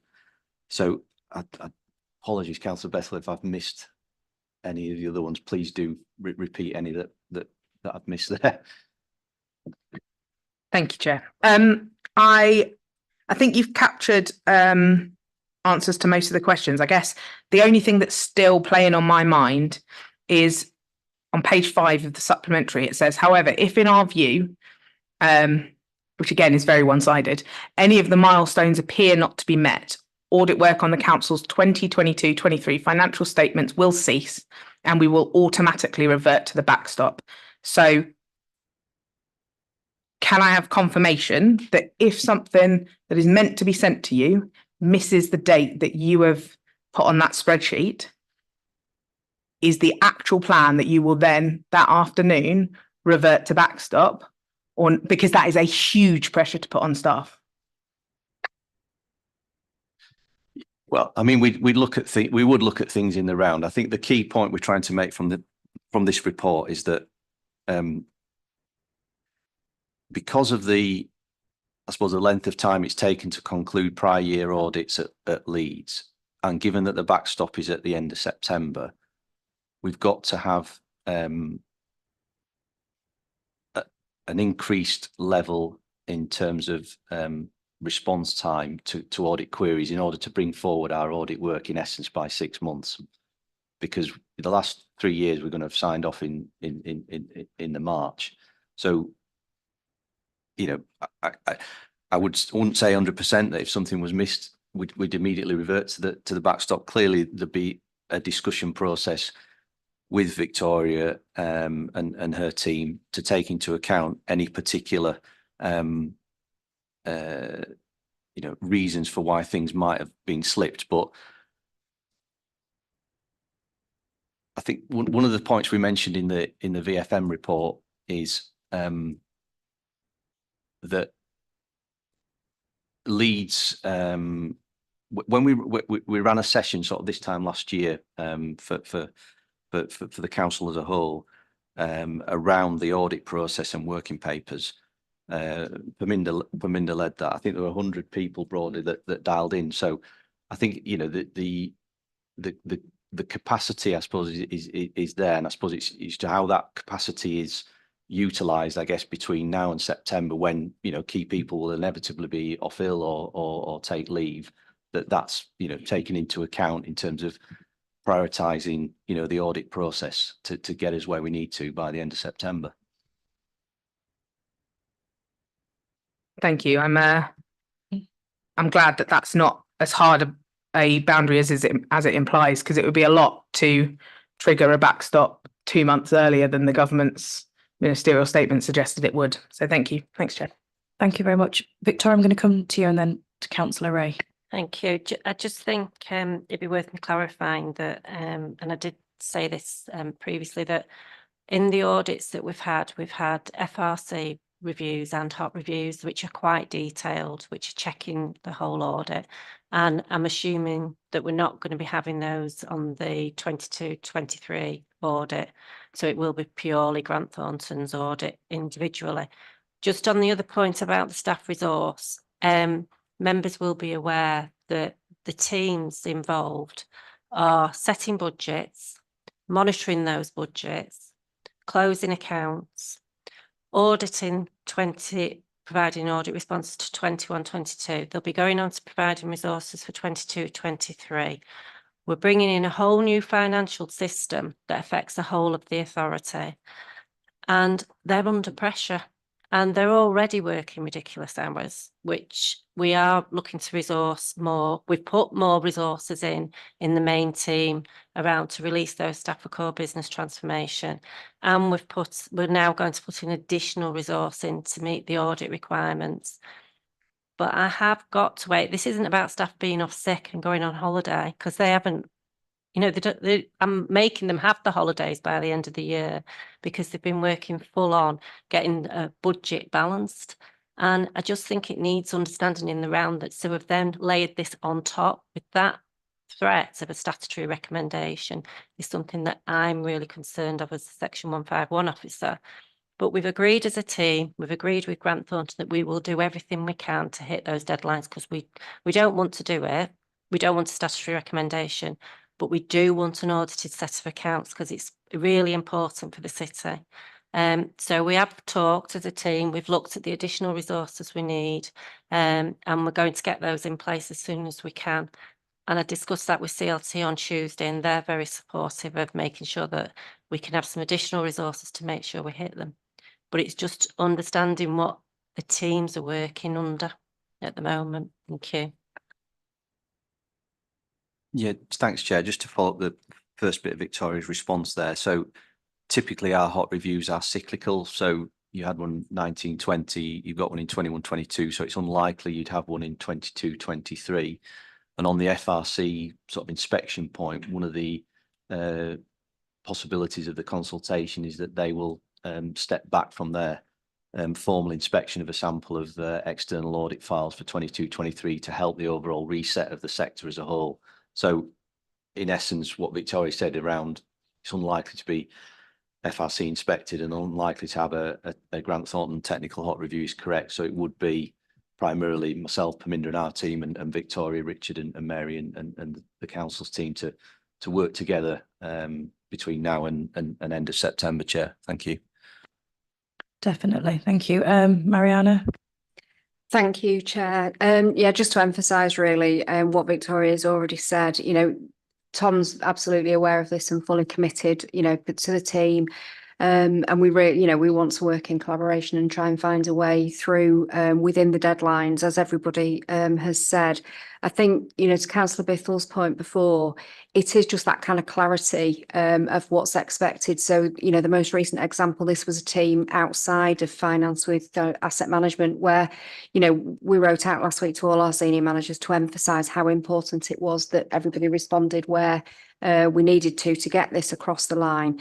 But I guess just a plea for that early conversation so that we're absolutely sure on SIP for guidance, on our ICS guidance, etc., that we are all after the same thing and that there is that clarity so that we don't waste any time because, you know, we all know the financial position that we're in. So it's just making good use of officer time as much as we possibly can from the get-go in these scenarios, if possible. Thank you, Chair. Yeah, just a couple of points. Saying it shouldn't or it may not is not exactly a very reassuring answer. Either we're going to have a hot review or we're not going to have a hot review based on your cycle. Saying maybe or it shouldn't doesn't really give our staff much confidence or as much confidence in that answer. It's a bit woolly, if you don't mind me saying. In terms of this, I must admit, I do agree with councillors and officers to a certain extent. We're in this mess because of a national issue. And this isn't something that's been created at Leeds. This isn't something that any of the local authorities across the country wanted to be in a position of. And yet it seems that your language is overly firm. Now, I would expect you to, you're there to audit account. We're one of the most important core cities in the entire country. But we're also, as I think it's been pointed out by officers, under extreme pressure trying to make sure we deliver the services for the people of this city, and we're having to deal with a national issue that we did not create and was created elsewhere, and the language seems unreasonably punishing. And I think, just to pick up Mariana's point, I would appeal very strongly to you that if you've got any concerns, that they're raised at the earliest opportunity. And I think just as an actual question, because I don't really need you to come back on the comment, I think it stands on its own. How many actual cities are actually currently outstanding for their audit for sorry, let me rephrase that. Local authorities, because not everything's a city. How many local authorities are currently outstanding for their audit for 21-22, and how many of the core cities are outstanding for their audit for 21-22?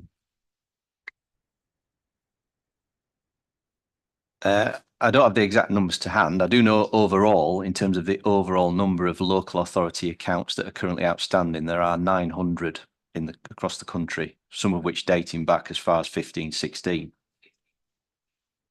Well, there's roughly 480 local authorities, councils, police bodies, national parks, etc. in any one year. So some authorities within that 480 have got multiple years outstanding. So the gross total is roughly 900. I take your point on board around this is a national issue, which it absolutely is. I would challenge the view within our own local team, because as I say, the delivery record of our team working out of our Leeds office across our Yorkshire client base is very strong, Councillor Ray, in my opinion, because our audits are up to date elsewhere, but notwithstanding that, absolutely there is a massive national issue, hence why government's issued the consultation on Friday. Victoria, do you want to come in? I was just going to confirm numbers for the local authorities. There's 25 that haven't published the 21 and 22 accounts.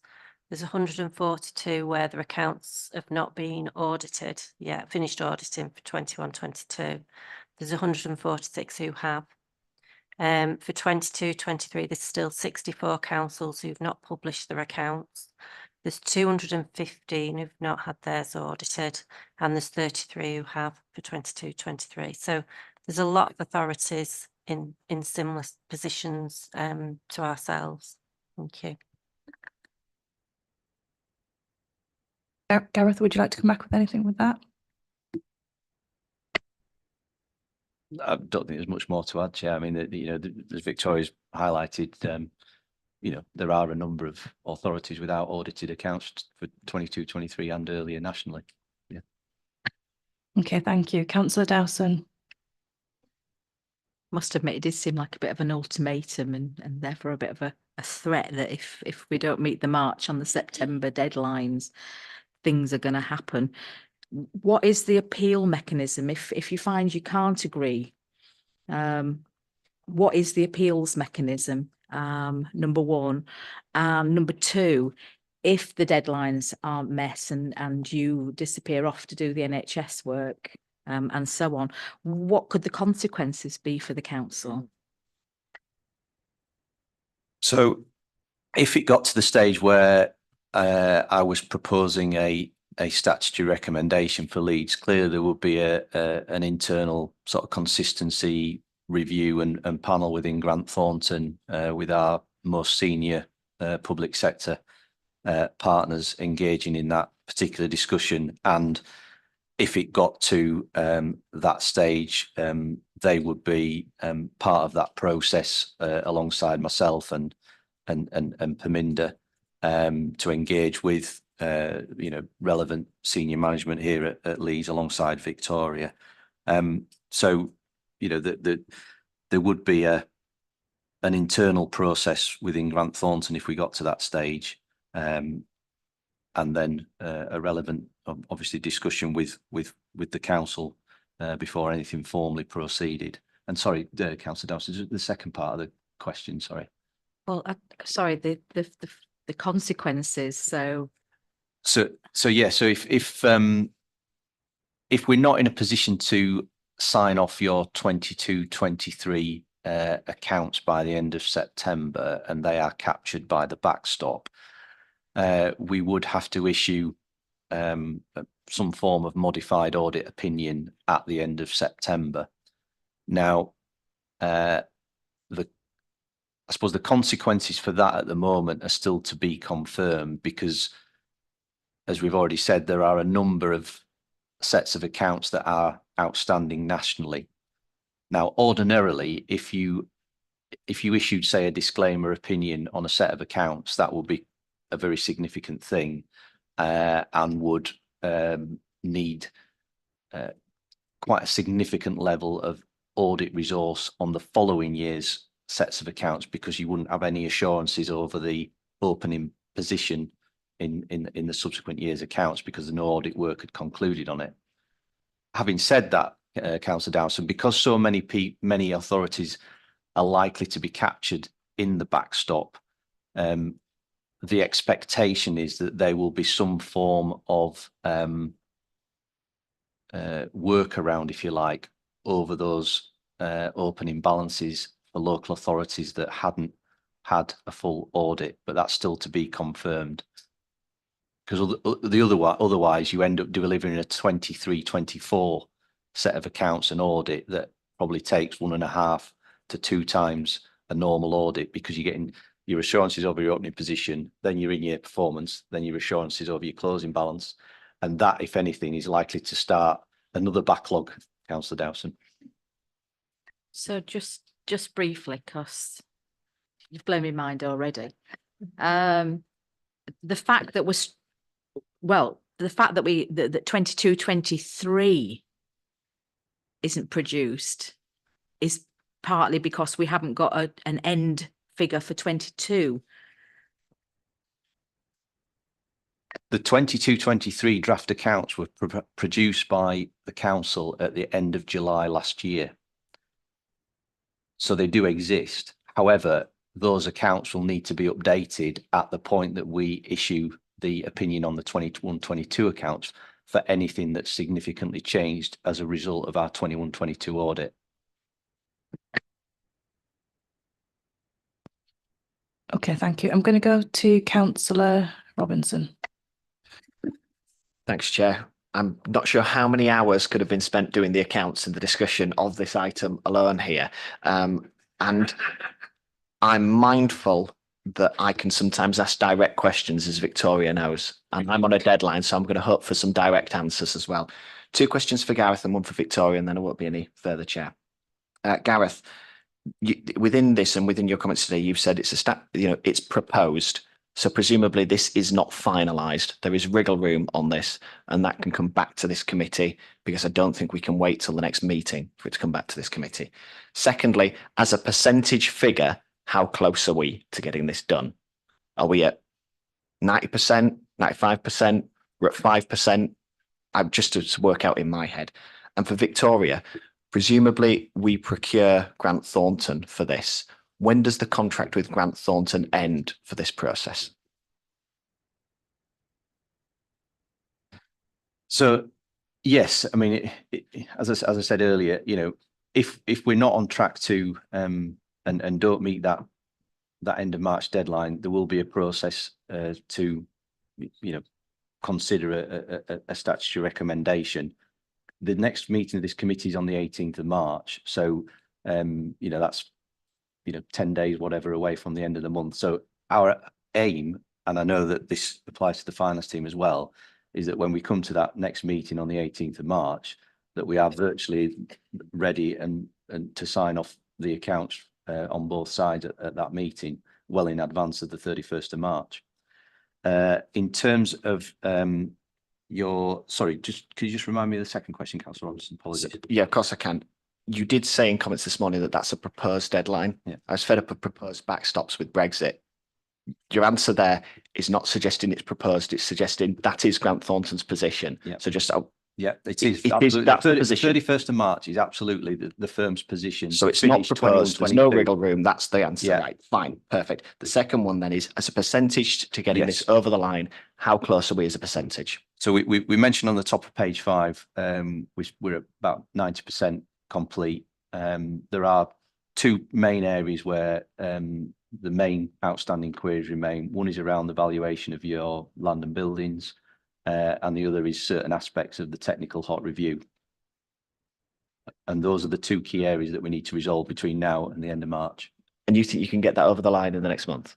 We are confident of that, as long as we continue to have the level of engagement and the the clarity of responses on those particular areas that give us ultimately the assurance that we can resolve the outstanding queries in those areas. I can't see any, we can only go by I suppose, the assurance and evidence that we can get back from the council. But there's sufficient time. I think I understand that. I can Yeah. see why so many accountants go into politics. That's fine. Yeah. So Victoria. Thank you. We've just finished a procurement for external audit. We're part of the national group who procure for a number of authorities all at the same time. I don't think there's only a handful that are not in that procurement, which is with PSAA.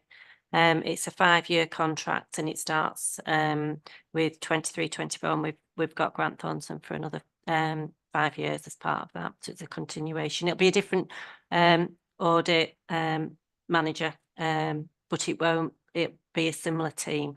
It's just for rotation. Thank you. Thank you, Councillor Hartbrook. Thank you, Chair. I mean, this meeting is the Corporate Governance and Audit Committee, and I'm surprised that we're challenging the auditors that are coming in and finding the issues. Surely, as a meeting, what we should be discussing is what the rectification plan is in place to get us back on track, which I've heard nothing of in this meeting. So I welcome hearing clearly by the time we next meet in March, we need to be a long way down through this process to getting us back on track.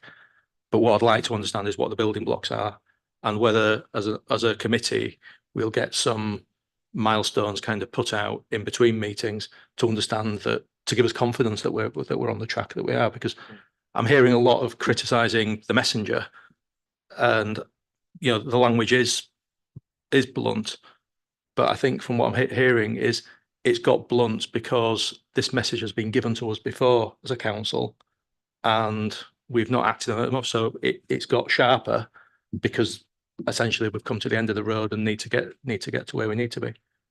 So could we have some assurance, please, that we'll have some kind of map to get us back to where we need to be as a council?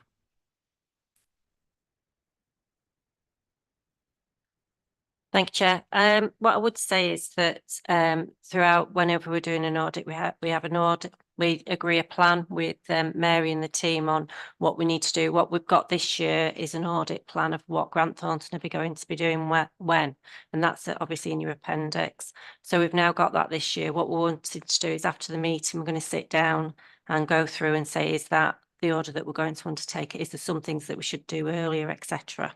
I've met with CLT to get the commitment from all the directors to say that we will respond really quickly with any audit queries.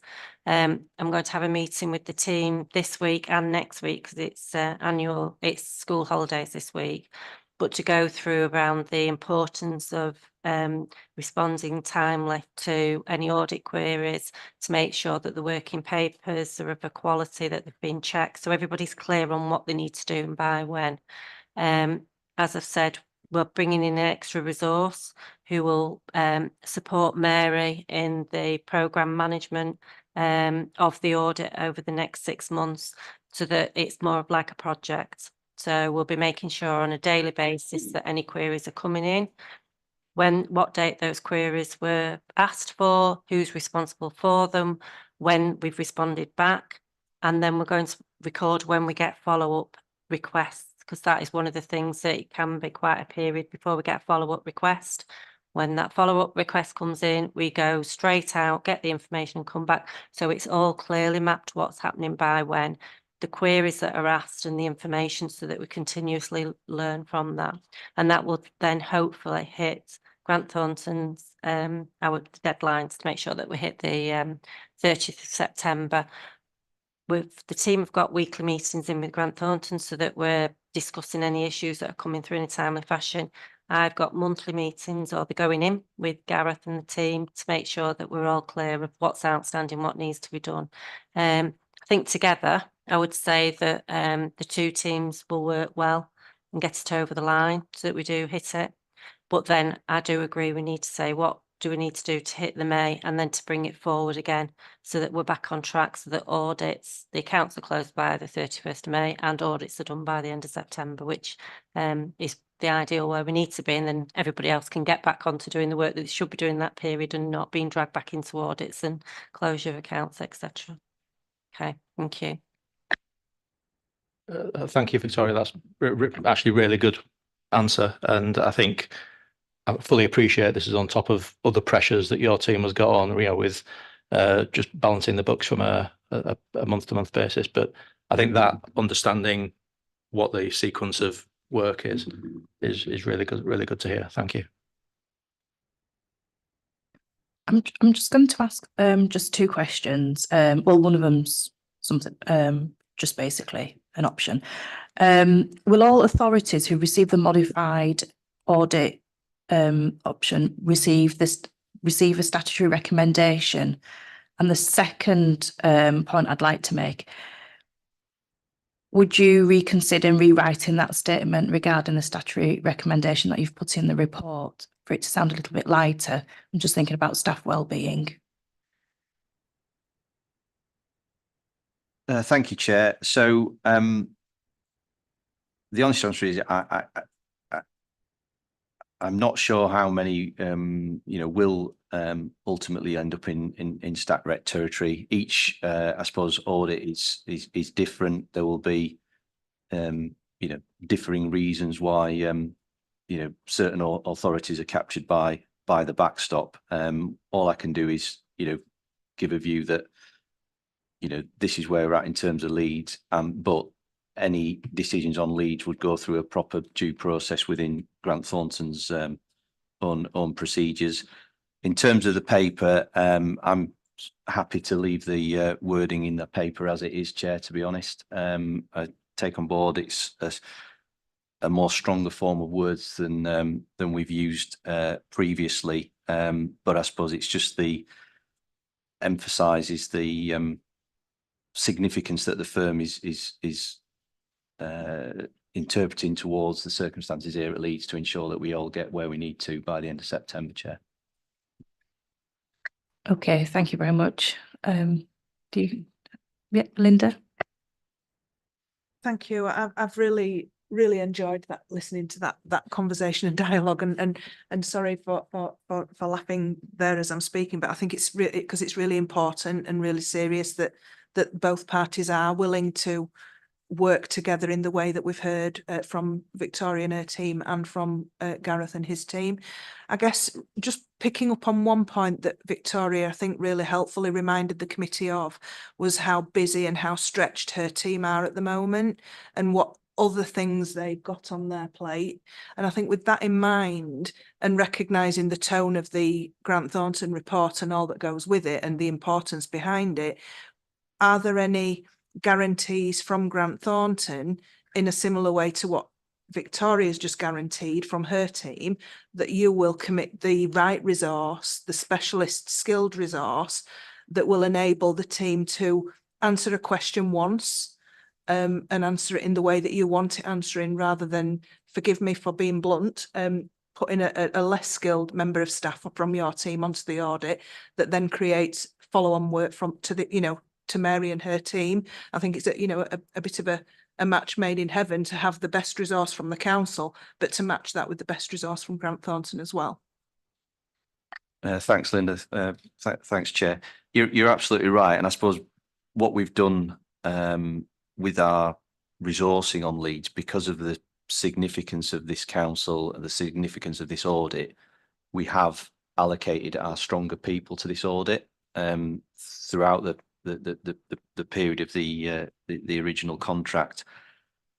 Specifically on 22-23, as I mentioned earlier, we've deliberately withheld two of our most experienced auditors from any NHS work to specifically work on 22-23's audit here at Leeds. They will be supplemented during that period by our more experienced trainees and part qualified members of staff that have worked on Leeds previously, so that they've got an understanding of Mary's team, FMS, etc. So I can absolutely give that guarantee that in order for us to give ourselves the best chance of hitting those deadlines, we want our premier sort of team that's that's to work on it. And you know, we've absolutely identified that resource. I've got approval from senior colleagues to, as I say, effectively take 2 colleagues out of our NHS audits to specifically focus in April and June, when most of us will be doing NHS, that they are focusing on 22-23 audit here at Leeds. Thank you. And does that also apply for the next 6 weeks or so as well, for clearing off the 21-22 accounts? Yes, absolutely. So again, the team that's dealing with 21-22 is you know, is made up of our stronger colleagues, and with the exception of one particular colleague who unfortunately is moving on at the beginning of March, those same individuals will be involved in the 22-23 audit. Okay, thank you very much. I just want to say thank you to the Grant Thornton team and to the Leeds team for working on the audits, but a special thanks to Victoria and her team members and working flat out and trying to get us over that hurdle. Are we happy to accept the recommendations in the report? Yeah, okay, thank you. I'm going to move on to item 13, which is the work programme. Kate?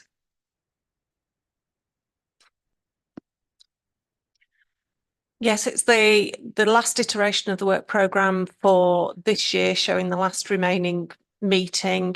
But the report also mentions that we are working on developing the work programme for the committee for next year, and invites members to come up with any suggestions. I would ask that you send any suggestions you may have to the chair so that we can look at them carefully, work out what's definitely for the audit committee as opposed to a matter for scrutiny, invite relevant scrutiny chairs to take on those matters that aren't perhaps. Other than that, done. Okay, are there any questions regarding the work programme? No. Are we happy as it is? Yeah. Okay, I'm just going to say thank you. I know today's meeting has run slightly over, but thank you very much for coming. And the next meeting will take place at 10:30 on the 18th of March. Thank you very much. Thank you for everyone who attended today.